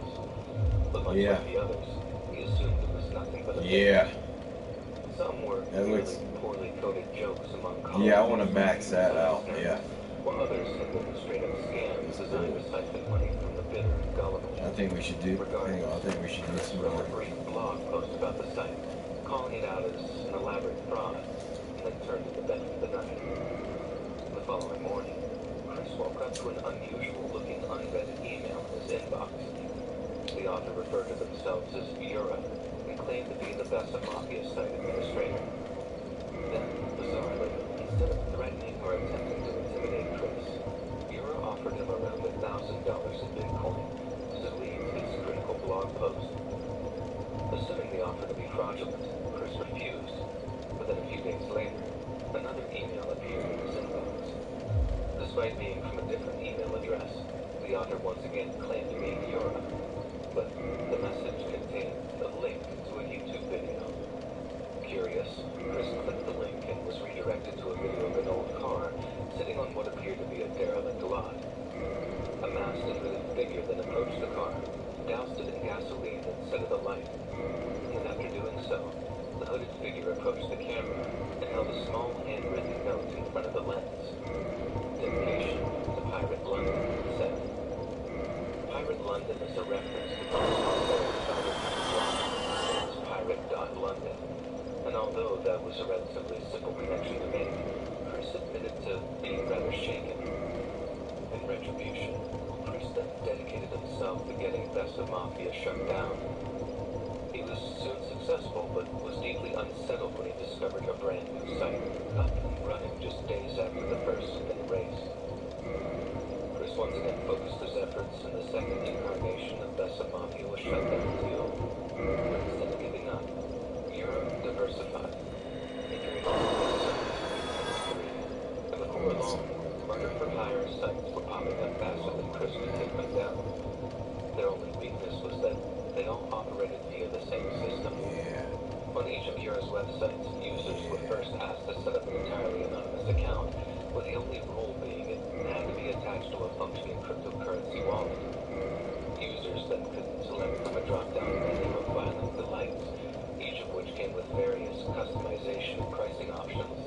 Once selected, the user was then asked to upload the address of their account, as well as a recent photograph for the purpose of identification. After that, they were simply asked to wait until the transaction could be dealt with. Bizarrely, Yura's websites operated much like any other online business. There was a recruitment section where wannabe hitmen could be sent over a short resume in hopes of finding a job. There was also an FAQ section where customers could find answers to common questions and queries. One frequently asked question says, Yura, do you kill women? And the reply is chilling. Of course, Yura states, but some of our contractors might refuse, so please understand if there are delays in the fulfillment of your request. Such a layout might give the website an air of surreal, and in turn, it's easy to dismiss Yura's work as an elaborate scam, or even compelling fiction. day, it's not confirmed if Yura really is a shadowy master assassin, but the people who seek to patronize his services are very real indeed. In February of 2016, another user logged onto the Bessa Mafia website under the username Dog Day God. I didn't know you could After see loading up that. their cryptocurrency wallet with more than $6,000, Okay. the user ordered the death of a middle-aged woman from Cottage Grove, Minnesota. The note on the request simply said, Okay, required parameters, the strength. target was a dog trainer named Amy. And in a follow-up message, What's the hand? Dog Day God fed Yura as much information about her as they could. Endurance. This included details of her employment, where her son went to school, and the daily habits of her IT worker husband, Stephen Allwan. Yura claimed that he could make it look like an So accident. parameter bonus, critical. Fire. I need at least a 12 to hold it, so we're... And I think the hand's got to be dexterity. Asking why he and his men kept failing. I do not care about date or method, they wrote. You have her picture and address. Or no, or so you can I don't get her know. to whatever you need to do to get this job done. I ask that you only get her and not the dad or kid, as the kid is a friend of her child's, and I do not want to leave him orphaned. A few months later, another white hat hacker broke into one of Yura's websites and then forwarded every scrap of harvested data directly to the FBI. One of them was Amy Allwine. FBI agents rushed to the Allwine residence to warn Amy of the imminent danger and left with assurances that security would be tightened. Much like the Stern family, Stephen Allwine I like made this sure to have demon a spear sophisticated though. This thing cutting-edge is... security system installed This is in a his good home. one, dude. And on That's top right, of I'm gonna try that, he to... bought himself a handgun. Maybe I can level it up a little bit. Amy must have felt like she was in good hands. Her husband had spent a hell of a lot of money to ensure her protection, and although purchasing a firearm was rather out of character for him, it was touching that he'd do whatever it took to keep her safe. With that in mind, we can only imagine Amy's surprise when just a few months later, her loving husband walked right up to her, took out the gun he'd learned to operate so deftly, and shot her in the head with it. For years, Stephen Allwine had been arranging extramarital affairs using a website called Ashley Madison. He desperately wanted a divorce, but as an elder in the Midwest-based United Church of God, that simply wasn't an option for him. So, after taking out a $700,000 life insurance policy on her, Stephen created an account on a website that claimed to offer the services of contract killers, and the name he chose was Dog Day God. Stephen and Yura's chat logs would become a piece of key evidence during the investigation into Amy's death. After shooting her in the head, Stephen had tried to make his wife's death look like she had taken her own life. The chat logs proved it was not. In January 2018, he was convicted of first-degree murder and then sentenced to life in prison. But the conviction did not come easy. It has since emerged that America's FBI has refused to accept tips from British or European hackers and redirects them to their own national crime agencies, some of which refuse to deal with evidence obtained using so-called illegal methods. It also emerged that in February 2017, Chris Montero had his apartment raided by heavily armed police before being arrested on suspicion of being the head of the Bessa Mafia. Apparently, as an act of subterfuge petty revenge, Yura had rather suddenly suggested that his real name was Chris Hunt, and that he was employed as a systems administrator at a London-based This was picked up by white hat hackers who matched the information to Chris's real-life persona. Then before he knew it, he was being dragged away. Okay, this is the secret room in It took here. 2 nights in a prison cell before police realized the mistake, but the damage had already been done. Yura had shown what he was It capable of. doesn't matter.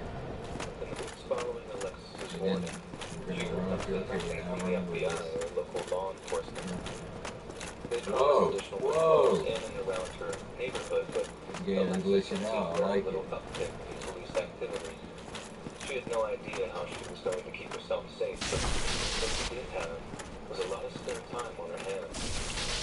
Out of a combination of years of stress, Alexis dropped out of community college, then quit her job at the local movie theater. I couldn't be left alone. I could drive by Oh, myself. no. I had all my freedom taken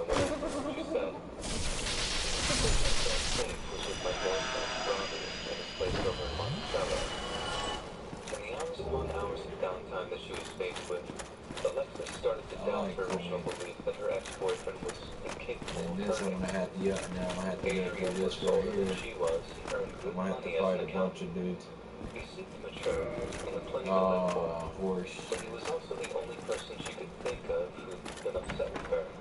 This is also gonna had have access to thousands upon thousands of dollars. In March 2013, Adrian had flown over from the UK to visit Alexis in her native Minnesota. The trip started well, but over the course of the next 7 days, Adrian proved to be pushy, moody, and emotionally manipulative. Behind this door. When Alexis suggested they go out with her friends, Adrian declined, and after a number of derisive comments, when Alexis decided to go alone, Alexis' mother and father had been kind enough to give Adrian a bed to sleep, yet he showed no appreciation whatsoever. At the end of it, Alexis decided she had enough, and after accompanying Adrian to the airport for his departing flight, alright, there should be 2 of these things right here. We're gonna need to go. I'm gonna kill this dude.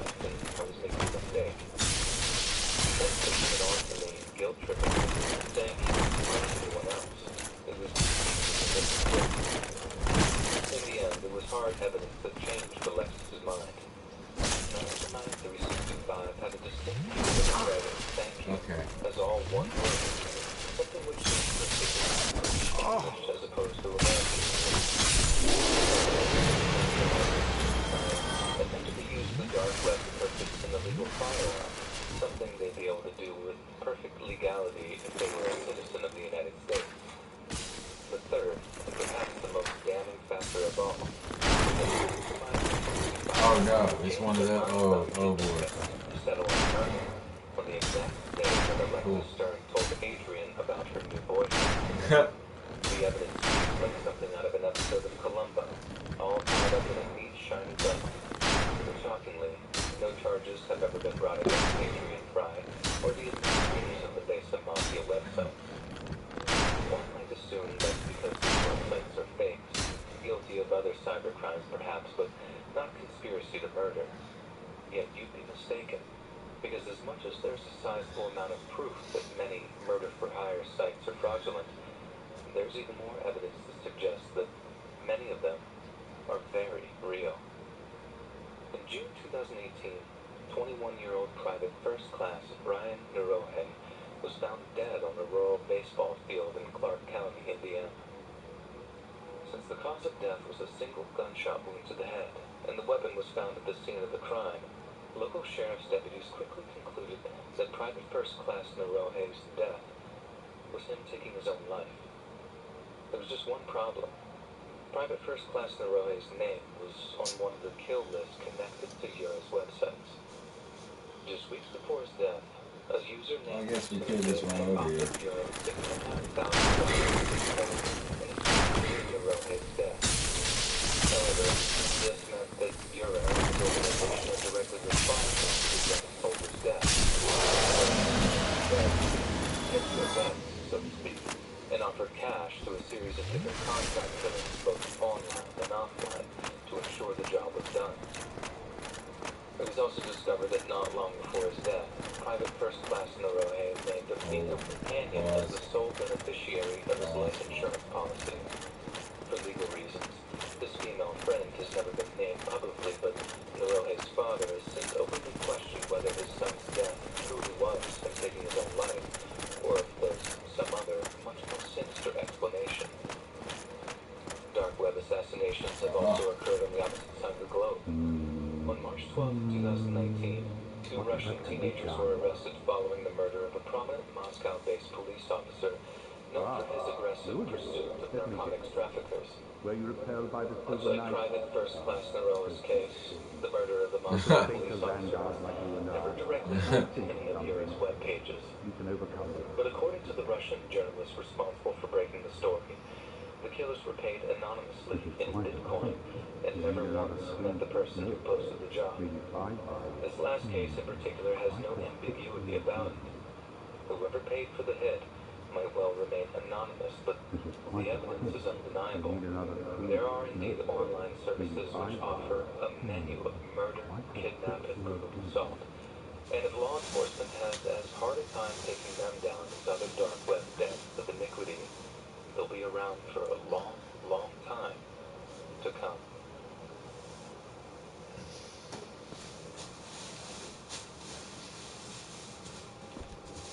Oh, no, no, no, no. Carl never really thought much of his credit scores until he got Credit Karma and used his scores to score more. Like this less humble road. That's what I'm talking about, Carl. Get into the Credit Karma. Download the Money app. Okay. Buddy. Buddy. Buddy. Buddy. Buddy. Buddy. Buddy. Buddy. Hey, hey, buddy. Hey, two bodies will work for now.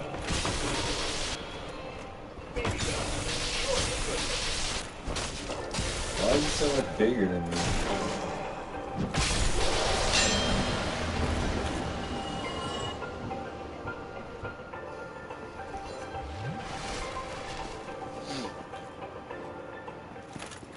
Millions fly with us at Allegiant.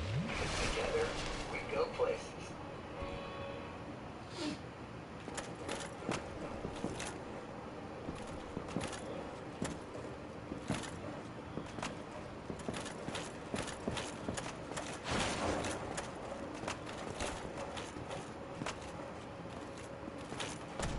This is a wild year. The story actually started to realize how scary and horrific this encounter could have been. One thing I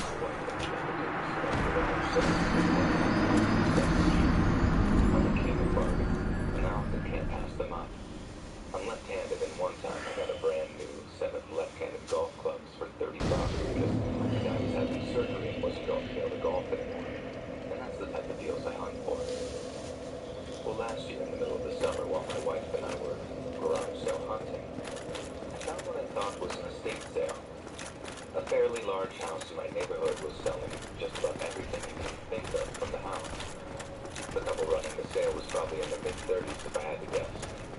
I got talking to the guy and I found out that it wasn't an estate sale technically, but it was just about everything being sold in that house at that time. The house belonged to the guy's father, who was still alive and was sitting in the chair. Oh, hello. The man explained to us that his father was in and that he was going to be living with him. They planned on keeping the house and wanted to get rid of most of the stuff inside so they could rent it away and then have a house they could rent out. Most of the stuff in the garage was just junk. Years worth of clutter that old people tend to accumulate. And then I saw something that caught my eye. It was a really cool military sword. It was engraved with all sorts of writing. Had a keyboard for the handle. Whether it was or wasn't real gold, I didn't know at the time. I grabbed the sword and asked the man if this was truly for sale. And the guy shrugged it off and said, "Yeah, I'll sell it to you for $25. See, I really feel like the last time I played through this, As I was walking that to my this car, area my right here happened to look up and see was the on old that man was side. now standing up. But I He don't looked know. concerned and almost angry. As I was driving away, I saw the old man walk over to his son and the son just kept putting his hands up in the air while the old guy was yelling. I was curious as to what they were fighting about, but ultimately I just forgot about it in minutes. That night when I got home, I was sitting in the backyard grilling some steaks. I was telling a couple of neighbors that came over about the sword, and it was only a matter of time until I went inside and grabbed it so I could show it off to my buddies. The night continued, and we ate our steaks outside and continued hanging out during the evening. Around 8 p.m. that night, one of my friends said that he thought that he had heard someone knocking on my front door. There was no way that my friend could have heard that.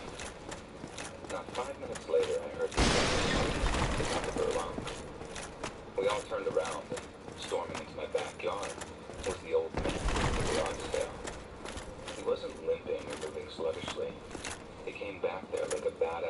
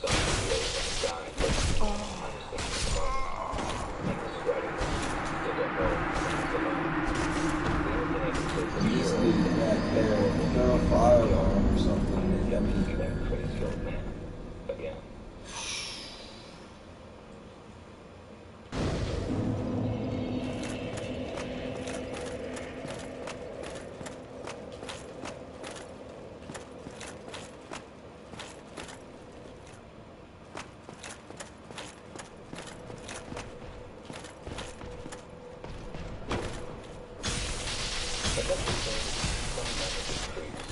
But actually, some people in general are just creeps as well. When my husband was out of town for his job, I decided to have a garage sale with my mom and 2 sisters. We all expected to stay still next to the garage sale at my house, since I had a really big front yard. None of us were selling anything that was really that exciting. Just a bunch of extra stuff that we had all collected over the years. About an hour into the sale, a normal-looking guy approached me and didn't have anything in his hand to buy. I asked if I could help him, to which he replied in this sort of calm voice, saying, "No." The interaction was weird, but it seemed harmless. I dismissed it somehow. I can't remember exactly what I said and walked away. Not 2 minutes later, the man approached me again. I had my back turned to him, but I could feel him walking up behind me. Instead of turning and saying anything, he said, "Hello, dear. Beautiful."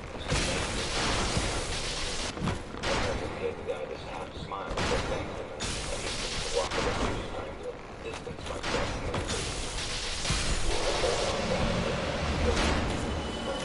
Genuinely trying to be nice, and I was being as cold as can be. When he approached me the 3rd time, he had some shirts or something in his hands, and he said, "Oh, sorry, so blunt in your eyes. I hope it didn't offend you." I smiled and apologized for my cold demeanor, and I told him that it was all right and that I didn't mind the compliment. That was my mistake. I gave the guy an inch, and he took a mile, and he immediately said, "Hey, maybe we should go out sometime." Floored by his statement, and I told him that I was married and I wasn't interested. He then started to beg me, saying things like, "Forget about your husband. I'm a real man." And my personal favorite, what even is marriage? It's just a fancy word. Now I was angry and annoyed, and I told him that he needed Thank to you, leave Perry. right now. Yep. He got angry and upset and You check out some info. card, but he left after a minute or two. About an hour later, a pretty woman came up to me with a huge smile on her face, saying, "Hello, dear. You have the most amazing eyes." I looked at her with a little disgust because she said exactly what the other guy said no more than an hour earlier. I thanked her, and after an awkward pause, I asked if she needed any help, and she just continued to look at me and said, "You really are beautiful. I think you should forget about your husband and let me and Zachary come over." Well, this told me 2 things right away. 1, this woman was with the creep from earlier. And 2, that creep's name is Zach. I won't write exactly what I said, but let's just say that I said some not-so-nice words to the woman. She left, and the rest of the afternoon went by with no issues. I felt like I was looking over my throat or something like that. I thought Zachary or his female companion were behind me. Humanity plays a part. It plays a big part. I'm getting my humanity back. I had a bad feeling, and I just felt more comfortable with being with them since my husband wasn't home. We ended up having a classic night together, a night we sisters hadn't shared in a long time. We drank a bottle of wine, or maybe 2, I can't remember, and just laughed all night long. At around midnight, my sister asked her husband to drive me home since he hadn't drank anything, and I wasn't in the right mind to drive my own car. The drive was only about 3 minutes from driveway to driveway, and if we had left 30 seconds later, my night may have ended much differently. As we were driving down the road, my brother-in-law said, "What? Is someone home? Is someone home at your house?" I sat up in my seat and noticed that the garage door was open. Not the overhead door, but the normal one. The garage had a normal door that I kept locked 99% of the time. He pulled to the bottom of the driveway but told me not to get out yet. We couldn't have been sitting for more than 10 seconds when all of a sudden the lights on the inside of the house turned on. The bright light in the living room was illuminated. That's some really cool info, man. This game is really deep. I immediately called the police. I like it. My brother-in-law stayed right with me until they showed up. It took about 5 minutes for them to show up, and during that So time, we're about to improve ourselves a little bit more right here. every single light in the house. When the cops finally did come, Neck is hurting. they must have seen the flashing lights because they ran out of the garage door as fast as they could. 2 officers chased them, and another officer came over to talk to me. A few minutes passed, and the the cops came back, and they were unsuccessful in their foot chase. When they ran out of the house, it was easy to see that the two intruders were the woman from earlier, and that creep as well. I told the cops everything I could think of with their descriptions. I went inside with my brother-in-law, and they didn't take anything. All they did was smash our wedding picture, and that was it. Everything else seemed untouched, which made this all the more confusing. I had no idea who these people were or what they wanted from me. I slept in my sister's house until my husband came home from his trip, and the next day I installed several cameras around the house. Thankfully, those two never came back, and I truly hope that whatever they wanted that evening remains a mystery for the foreseeable future.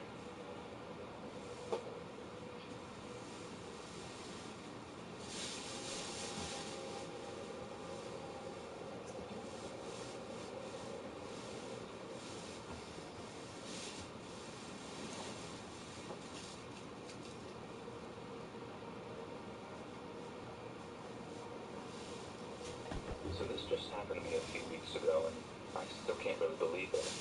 It just seems surreal to me that some people out there are just plain evil, and there really isn't any rhyme or reason for their actions. As I said, these Silver Knights have been kicking our ass. And I had a yard sale to kind of purge away a lot of the unnecessary clutter and just stuff we don't need anymore. For the most part, everything was fine. This is not the black ones, though, man. Really crazy. At some point during the day, I noticed a strange older man. The guy was at least in his 60s, and honestly, he was probably much older. He was browsing the yard sale like everyone else, but I noticed like that guy on South Park. He stuck out like a sore thumb. He was bald on top, but had this wild white hair that shot out on each side. To give you a real mental image, he kind of looked like Albert Einstein, except he was really Oh, this is gonna suck. So, oh yeah, we wanna about this guy. After a few minutes of browsing, based on how much humanity you hold. I started to keep my eye on him, and that's when I noticed this weird behavior. It became clear to me that he wasn't looking at anything, and he was actually looking at my house. He looked down at something that I had on the table, and then slowly he would just look up and examine my house again. At first, I thought it was a coincidence, but then I noticed it again and again. I tried not to let my imagination run wild, but it was really hard to ignore. Things started getting busy, and I lost my focus on the guy for a few minutes. When I finally regained my focus and located this dude, he was near my front bar window, and he appeared to be looking inside. I decided that this was enough, and I confronted him. I told him that he was too close to my house and that he needed to leave if he wasn't going to buy anything. He just looked at me with this really unsettling blank expression, and then he turned around and walked away. He left my yard sale and walked down the street, but he ended up standing at the end of the street for several minutes. I would regularly look up, and when I did, the strange man was still standing there. Finally, after I don't know how long, I didn't see him anymore. I eventually forgot about him, and the rest of the day continued with no issues. That night, I was telling my girlfriend about the weird guy, and she jumped up right away and claimed that she knew exactly who I was talking about. She told me that she had noticed him too, and that he was creeping her out, which isn't surprising. She told me that when she helped an older woman bring a chair to her car, when she was walking back, she saw him walking on the side of the house. She was confused about it, but forgot about it not long after. She just assumed that he was lost and kind of wandering. She didn't think it was harmful in any way, as weird as it was, and we talked a little more that night and decided to go to bed. I ended up double-checking all of the locks one last time before bed, just in case. At 2 in the morning, my girlfriend and I were both jolted awake by the same noise. It was the sound of a loud bang, followed by screaming, and it sounded like it was right outside our window. She clenched the blanket as I got up to look out the window. I saw my neighbor chasing someone down the street with what appeared to be something in their hand, probably a baseball bat. My neighbor was screaming, and the memory of him screaming to call 911 is still burned into my head. I ran outside to make sure that he was all right, and by the time I got there, he was already walking back, huffing and puffing. A minute or two after he walked back over, the cops pulled up. My neighbor called them over, and I was standing next to my neighbor. I thought I was being supportive of my neighbor at the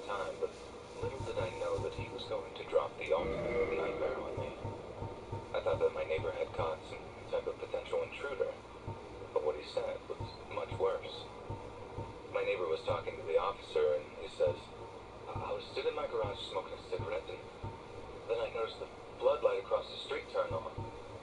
Being nosy, I looked up, and I saw a man trying to break into that window right there. It's not that rare. I felt like throwing up because he pointed right at my bedroom window. I immediately dropped back and asked him to clarify. After confirming that he meant my house, I fell to my knee. I was so thankful to have a nosy neighbor at that moment. My neighbor gave the officer a description of the man, and this night just kept getting worse. Just like I said earlier, he described the guy as Albert Einstein looking. I then told the officer about the man's weird behavior earlier at the yard sale. Police took both of our statements and with me writing this account, they still haven't contacted me. My girlfriend every noise I hear outside now causes me to jump out of my skin. Sometimes when I can't sleep, I find myself sitting in the garage, waiting for him to walk by again. I'm planning on proposing to my girlfriend soon. After that, we'll be moving out of this neighborhood for good. I'm worried that I may not get a decent night's sleep as long as I'm still living in that house.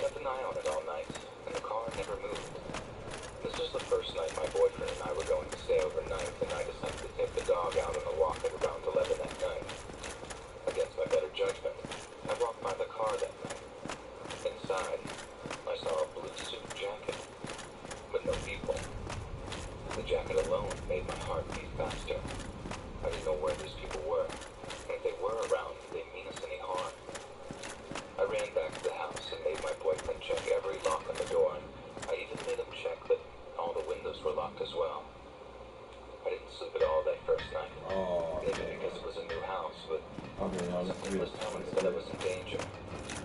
All night long, I kept getting out of bed and checking that red car, that it was still parked in the road, and all night, the car stayed there. Around 3:30 or so, I looked out the window, and I saw that the taillights were on. I remember freaking out, and even though nothing was happening, all of a sudden, out of nowhere, I saw the woman from earlier run from the side of the house and get in the car, and then they just peeled off. I waited all night, and it wasn't until about 6 a.m. the car drove by again. I know because I was staring out the window the entire night like some creep. The little red car stopped in front of the house, and then after a minute or two, it drove off into the night for the last night. And that was the last time I ever saw the red car or anybody even closely resembling those two freaks that I saw earlier at the yard sale. I told you, the story isn't incredibly scary, but it's very weird and very unnerving. And it just doesn't really make any sense. What do you think? Were these two just strange and eccentric individuals? Or were they contemplating something much worse and got scared? Obviously, I never reported this to the police because what is there to report? Nothing technically happened, and honestly, I'm the jerk of this story over anybody else. It's been a year, and I haven't seen them again. And I just hope it stays that way for as long as we live in this house.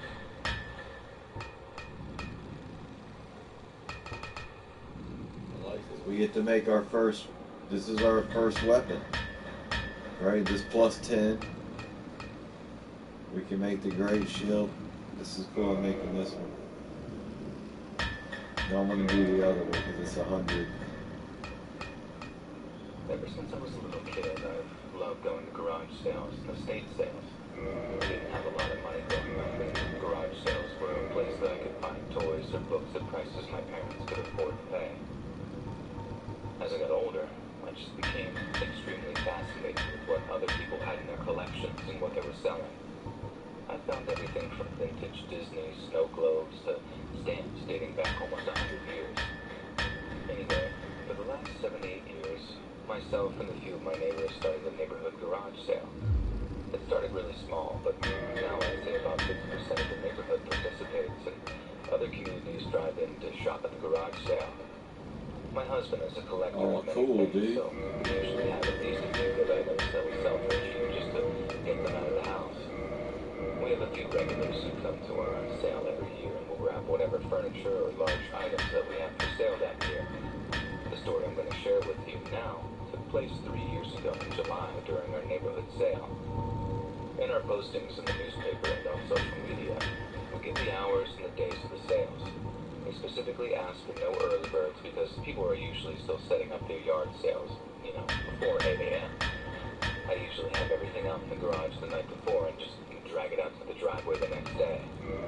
I remember my husband was up having some coffee as he had to work on Saturday. Luckily, his job is work from home, so he just uses his office in the basement. He asked if I needed any help setting up, and I said I was just moving a few tables, but we had some time, and he should finish his coffee. At around 7 a.m., I heard a slamming on the door. Yes, a slamming, like somebody was trying to break through the door. I ran to the door and whipped it open and said, "Can I help you?" It was a middle-aged man who replies, "Yeah, I'm here for the sale. It said you had collectibles." And I said, "Yes, I believe we do have some. They're my husband's, but the sale doesn't start for another hour."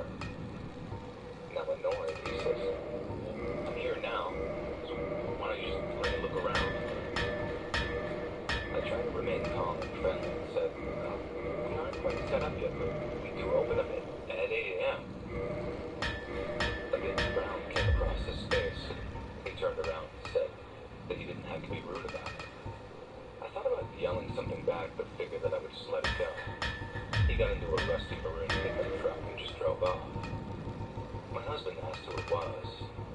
Sure, I said some sarcastic comments about someone pounding on the door, and him letting me answer it alone and not even coming over to check. The sale started and was busy as it always Oh, look at my shield now, I was struggling dude. to keep up with the customers early on. Oh, but at dude. 10 a.m., That's so much better. That's so way cooler. My phone and heard someone say, "Hey, how are you?" Oh shit. It was the same guy from the morning, who seemed to be chipper as ever and completely He gave me a wide smile that exposed his mouth, which looked like it had a total of 4 teeth. He browsed the collection for quite some time and brought up a few baseball cards and checked out. He thanked me and asked if there was anything else for sale. This is it. He said that I was just one more card, but he had me more cards. I told my husband that there could potentially be more tomorrow, but for today, this was it.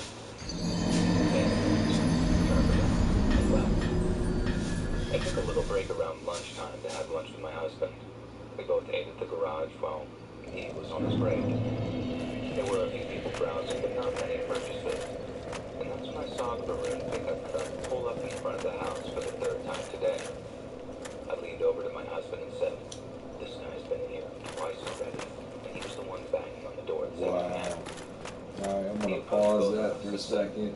I was here earlier, and I think you said that there was going to be some more stuff here. Yeah, we're gonna pause this back at him and said, "That's not the case. My husband's put everything out there for sale, and after checking with him, there won't be anything near or new for tomorrow." The same frown from